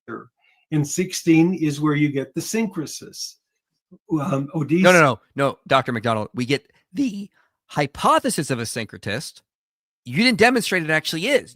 That's your hypothesis, not the evidence for the hypothesis. Odysseus says, tell everybody that I'm the one who blinded you. And Jesus says, go tell what the Lord has done for you. Now, the parallels between the two stories thus are dense, sequential, and often distinctive. Yeah, just like our Civil War stream. Dense, same sequence. Yeah, same thing. So here's my challenge to IP. Here we go. If you can't deny all of those parallels and their density and their sequence and be intellectually honest. Is that right? How do you explain those similarities? Yes, there are differences, but you don't have to explain the differences. And in some cases we can. Pigs are not the same as sheep and goats. I agree with that. But nonetheless, the motif is there, and it's in the same sequence as you find in Homer. So give me a break. No, we're going to hold it up to the same scrutiny that anyone would do. What I want to know, what animal, like if there was, like, let's just say you replace in this particular story, if you replace the animal with something else, like where's the cutoff point that you would be like the motif's not there? Exactly. Chickens, horses, like what is it? Well, again, they would say it has to be pigs because they had to go to Odyssey book 10 with the Circe incident, even though we have no indication from Mark that that's what he wanted to do. We just get the assertion that he wanted to do. I mean, if I'm in their shoes, maybe I'll pull the typical MacDonald route and be like, no, it was pigs because like pigs are unclean animals in Jewish thought, like, and that's why he changed it to pigs. Like, well, again, the sequence is wildly out of order. Yeah. And when it is in order, everything is far too general. So to meet MacDonald's challenge, that was the point of the Civil War stream. We use your own criteria to create a reductio ad absurdum. And I'm already thinking about doing other ones. Like, I think we could do even more with this. Just use like Plutarch's Lives or like Livy or someone and just show, oh yeah, they're all just doing mimesis. Same thing, guys. Like, you think these guys were real? Come on. We could easily do that as well. So yeah, we again, in the video, we went through and we showed how a lot of these parallels are way too general. They're forced or contrived. They're not as dense as MacDonald thinks they are, especially given the amount of text as we showed on the screen of Homer. There's not a lot of density there. Let me just put it back up on the screen here. Where's the density? Here's Larson's paper. Let's go back down. And again, they keep accusing me of being the one who did this. This is all coming from Larson, but look at the lack of density. You got one there, one there. You got one there, one there. And again, there's a lot of stuff out of order. It's not as grand as Dr. MacDonald is making it to be. So to answer their challenge, I reverse it. Show us how, look at the Civil War stream and show us how your criteria does not reduce to absurdity when it comes to something like this. I mean, I don't know what else to say. I just can't assert that Ramesses II is mimesis of Tutmosis III. And then just explain my differences as syncretism. Like, no, they're real historical pharaohs who did similar things. Maybe that just happens. I don't know what else to say, Mike. Well, I got two more sections I want to play, and okay. Then we'll close this out and get to some super chats. To focus on pure similarity is parallelomania. To focus on difference is apologetics. Well, that's what Michael Jones is doing. He only focuses on the differences. After I literally put on screen a list of the similarities that MacDonald, like, I apparently only focused. Okay, All right. Okay, can we use that quote from now on? When like we want to like when they want to bring up contradictions with the Gospels, and we're like, well, look where all the birth narratives agree. Exactly. All right, can we just use that same quote towards them now? Absolutely. Is that what we can do? Yeah. Oh, absolutely. Yeah. Yeah. Well, I mean, they only focus on the contradictions. They never focus on the similarities. He Yeah. told on himself. But also, what I find interesting, again, the very book he pulls this from, I don't know how much he agrees with. He might agree with that one comment. Maybe, because he used it in his video. Go read Jesus Deus, ladies and gentlemen, how Jesus is depicted as a Mediterranean god. Okay. He does a cultural argument, if you will, rather than a literary one. Yeah, Derek, that's the point of me citing him. Someone on your side is acknowledging problems with MacDonald's theory. If you just want me to cite evangelical scholars, that would be problematic because I'm not actually reading other scholars. So when I do, that's also problematic. We can't win, I guess. It's just no matter what we do, it's wrong somehow. No, if you cite a scholar, Mike, you have to agree with everything that scholar says. Yeah, I know. Duh, obviously. Which, by the way, I'm fairly certain that I've seen Derek quote evangelical like Christian scholars in support of some things that he wants to argue, and at times has even probably even misinterpreted and twisted their words to argue for what he wants to argue. Michael Heiser comes to mind. All right, here's the last section I want to play because I just thought this was kind of funny. Which makes MacDonald's interpretation even more unlikely. MacDonald is correct, women are present when both heroes die. But for Mark, he has to say the women presumably lamented. This does not work because MacDonald wants to argue that Mark is consciously imitating Homer. From the text of Mark, we see no statements about the women lamenting. Let me just reiterate that point. Again, MacDonald is arguing Mark is consciously imitating Homer. Okay? He's not writing about historical things of historical women and what they actually did. He's consciously imitating Homer. So he didn't put that in his text. He's not like, oh, yeah, Homer wrote this. I need to imitate that here by saying they lamented. MacDonald's going to say they presumably lamented. Therefore, it's not literary. There's no literary connection there. That's a problem for his theory. And their explanation is just going to solidify that. Is So it? how can he argue Mark is imitating? What's that? One of the things that's in the back of my head right now is, does Derek think like that this hypothesis, at least at its most like fundamental core, is mutually exclusive to the historicity of any of the narratives in the Gospels? Like, what's wrong with saying something like, oh yeah, well, look, there's mimesis happening here, but when they're doing poetic imagery with something that actually happened?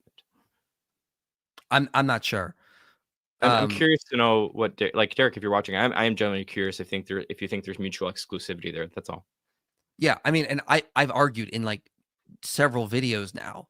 In this actual video, they don't have time to play it. But at the end of this video, I actually argue, yeah, actual historians, people who are writing about real historical events, did imitate prior works. They did imitate prior mythological works. If the Gospels are doing that here, none of that gets you to the conclusion this is fiction. Because they could just have been like, oh, look what Jesus did. That reminds me of the thing in Homer. I'll make connections to show this literary, artistic, just overall structure of what I'm doing here. People do that today. They compare JFK to Camelot. Like, that doesn't mean anything JFK did is wrong. They just saw things JFK did, and it reminded them of Camelot. So even if they're right about all this mimesis stuff, it doesn't get MacDonald to the conclusion. He's emphasized over and over again that it's just fiction. He's imitating Homer. Stop there again. I hate to stop you so often. No, I'm glad you are. Oh, the women who are watching from a distance, who are later going to come and try to anoint Jesus's body at the tomb, we're not lamenting. Does the author have to say that? Yes. And furthermore, in Christian Apocrypha, these women are given lamentations. And where do the lamentations come from? They're the lamentations in the Iliad of Hecuba, Helen, and Andromache. Not in Mark. So don't tell me that you can't have this theme of this similar motif. Not in Mark, though.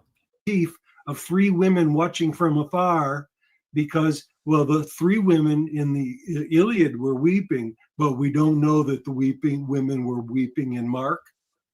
Of course they were weeping.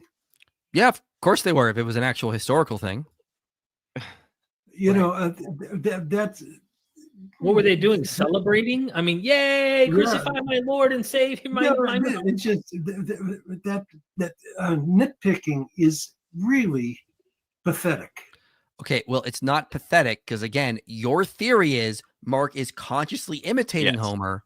He didn't put that parallel into his text, Dr. MacDonald. So where's the parallel? You have to say presumably lamented. You're kind of assuming that this is an historical thing that the women did. That's why you can presume they lamented, but you can't argue that it literally there's no parallel. That's the problem with your theory. You don't seem to get the problem. Yeah. I was just going to say exactly what you said, but man. Like, this is what I mean. He just makes up parallels. That's not a parallel in Mark. The women didn't. Mark does not say the women lamented. So there's no parallel to Homer. So, but he just makes it up. Oh, they presumably lamented. But that's not a parallel in Mark. This is why scholars like Larson say the parallels just aren't there, Dr. MacDonald. You're making them up. You're contriving them. You're stretching things. And this is why 99% of scholars are not convinced by this theory. Not just Christians. Okay. Bart Ehrman. Okay. Maurice Casey. You name them. None of them are really convinced by this. There's a reason. I don't know what else to say at this point. I just feel like we're beating a dead horse at this point. And if they're gonna try that stupid line where there's all this pro-Christian bias in academia, I'm gonna call BS, because we actually have documented evidence that there is anti-Christian bias throughout academia, like George Yancey. I found other studies recently showing the same thing. So no, there is anti-Christian bias in academia, according to the research. So they should be jumping on a theory like this, and they don't, because they recognize all the problems, even with that going on. Can you both give an example of a widely accepted mimesis writing that wasn't explicitly stated by the author, but proven to be mimesis? So, yeah, let's talk about Isaiah. Michael Heiser's point of this. Isaiah is doing mimesis on the Baal cycle, for example. Yeah. He doesn't come out and say it, but everyone knows because he explicitly advertises in numerous ways. Could you have like polemic mimesis too? Like it's polemic, yeah, for sure. Yeah, I was gonna say, because like I think you could say that with Genesis. You could say that with the Chaos Dragon motifs. No, Than, you can't do that, because Derek said we don't accept any imitation or any parallel. We never agreed to that. He was just talking with Josh Bowen on his channel about how we just never accept any parallels. And he's lying, because if he just watches my Genesis 1 to 11 series, I noted numerous parallels. But let's just ignore that so we can make the apologists look dumb again. Yeah. So yeah, you can definitely find examples for sure.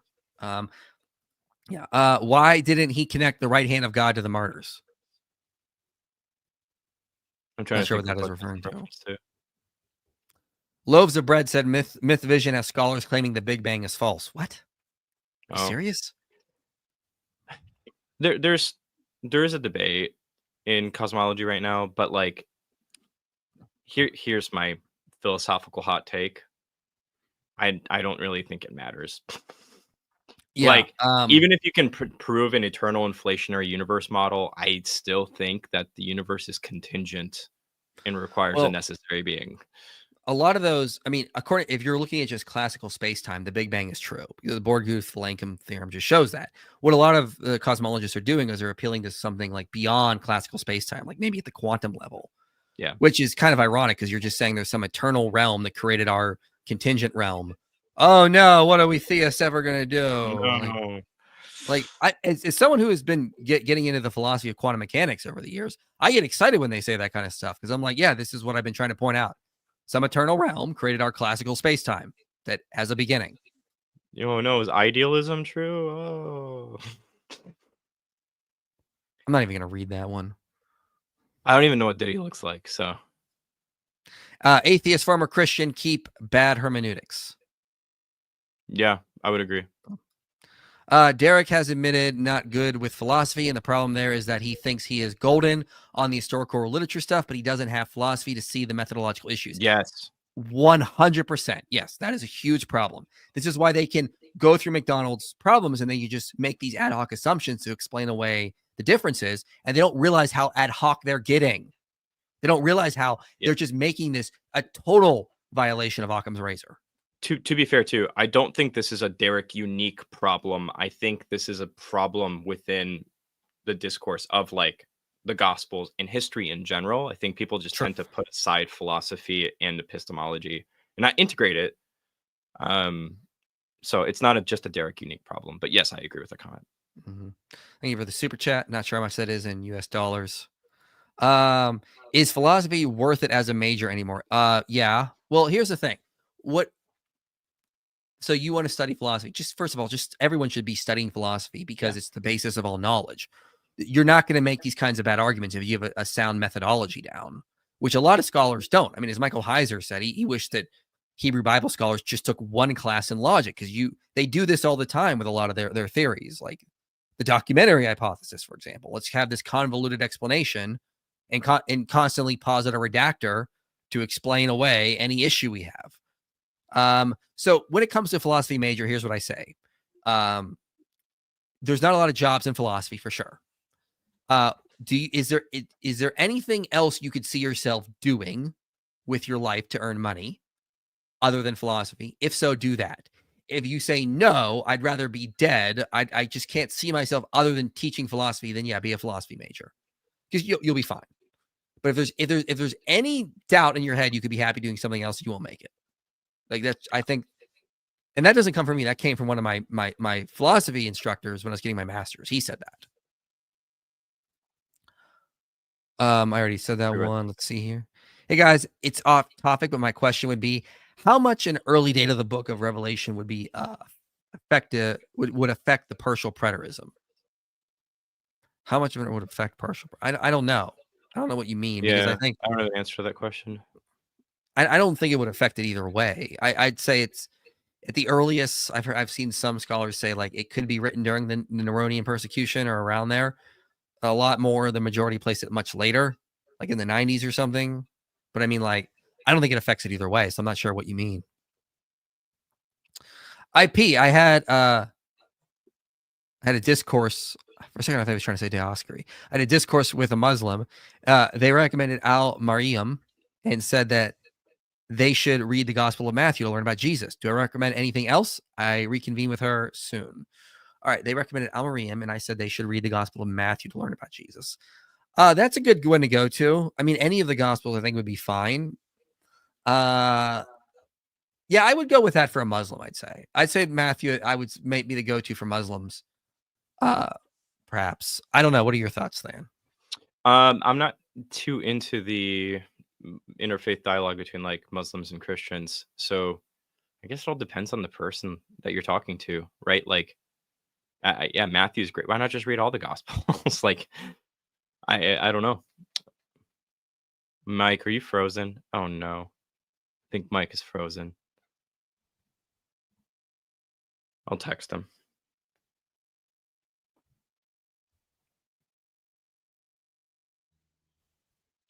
Oh, there you go. You're coming back. I'm back. Yeah.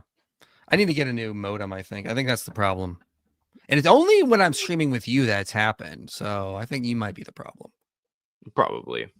Yeah. Did you answer the question? Yeah. I was gone. Okay. If no one compares based on length, maybe they just aren't being creative enough.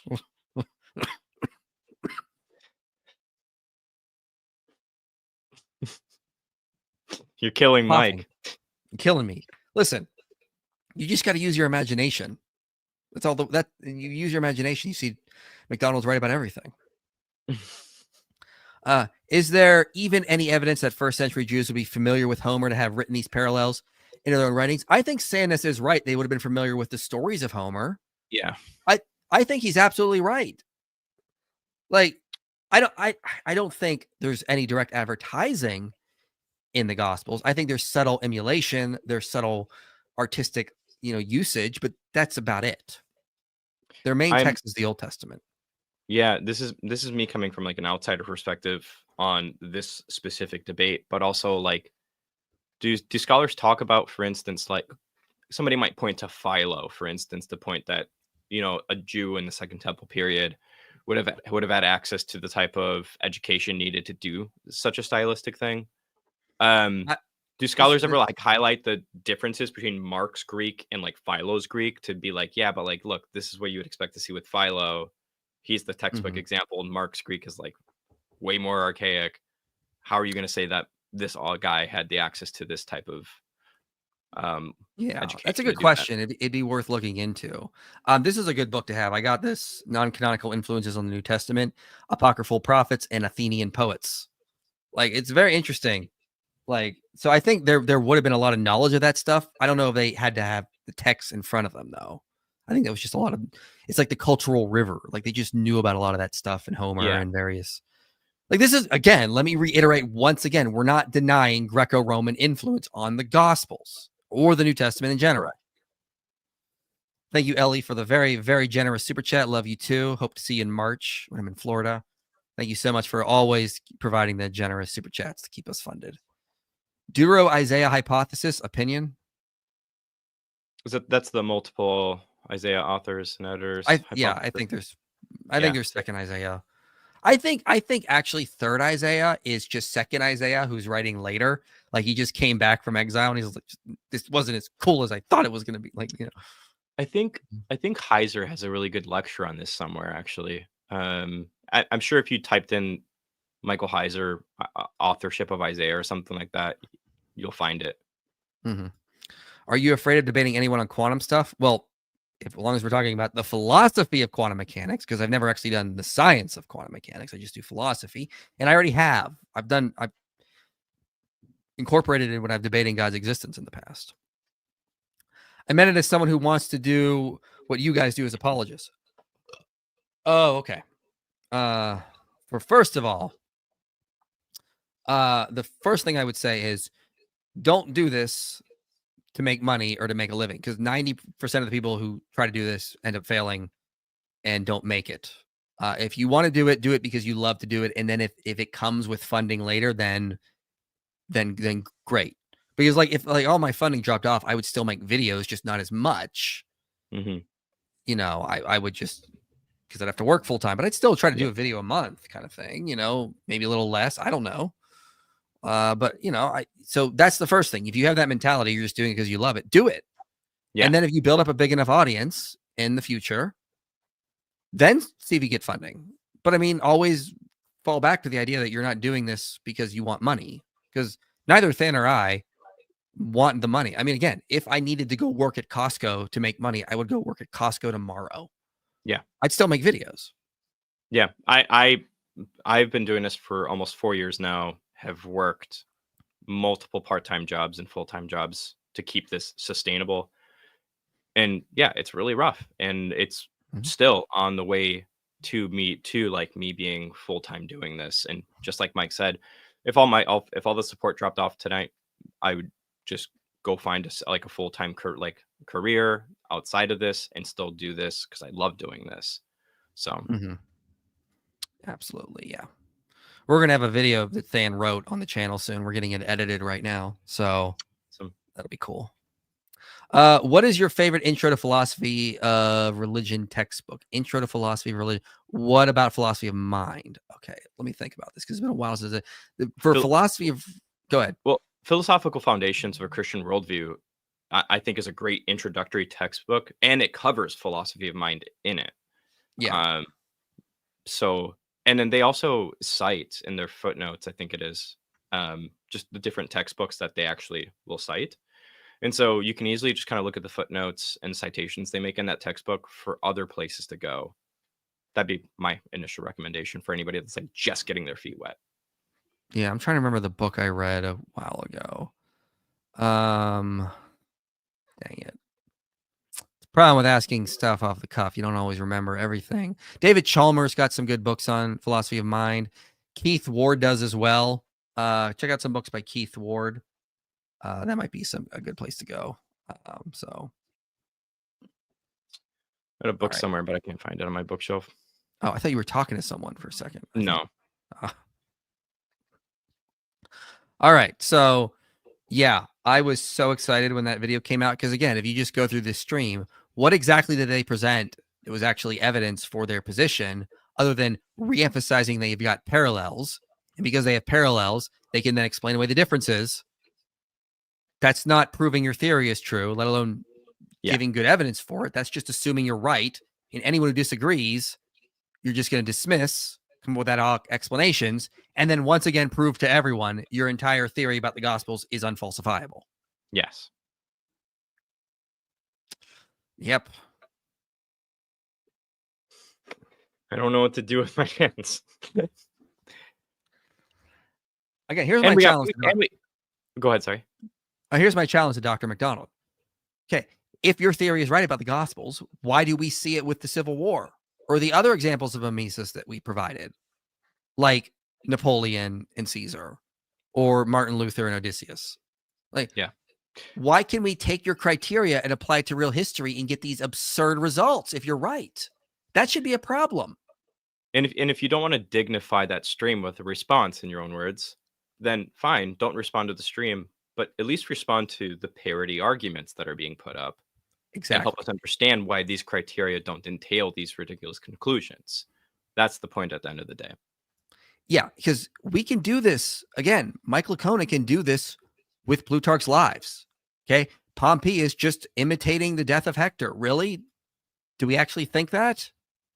Or is it just, given the vast amount of stories, you can find similarities in almost anything if you look hard enough? That's the simplest explanation, instead of there being some big mimesis, convoluted conspiracy theory. So, with that, we'll close this out. I will be back on my channel this Thursday with Nick Meter. We're going to talk about his book. Let me grab that really quickly because it's an interesting book. Oh, nice. I'm glad you're having Nick on. He reached out to me, and I just did not have a chance to read his book yet. I've been trying to go through it this week a little bit. I'm not going to have the whole thing read, but his book is Resurrection: Extraordinary Evidence for an Extraordinary Claim.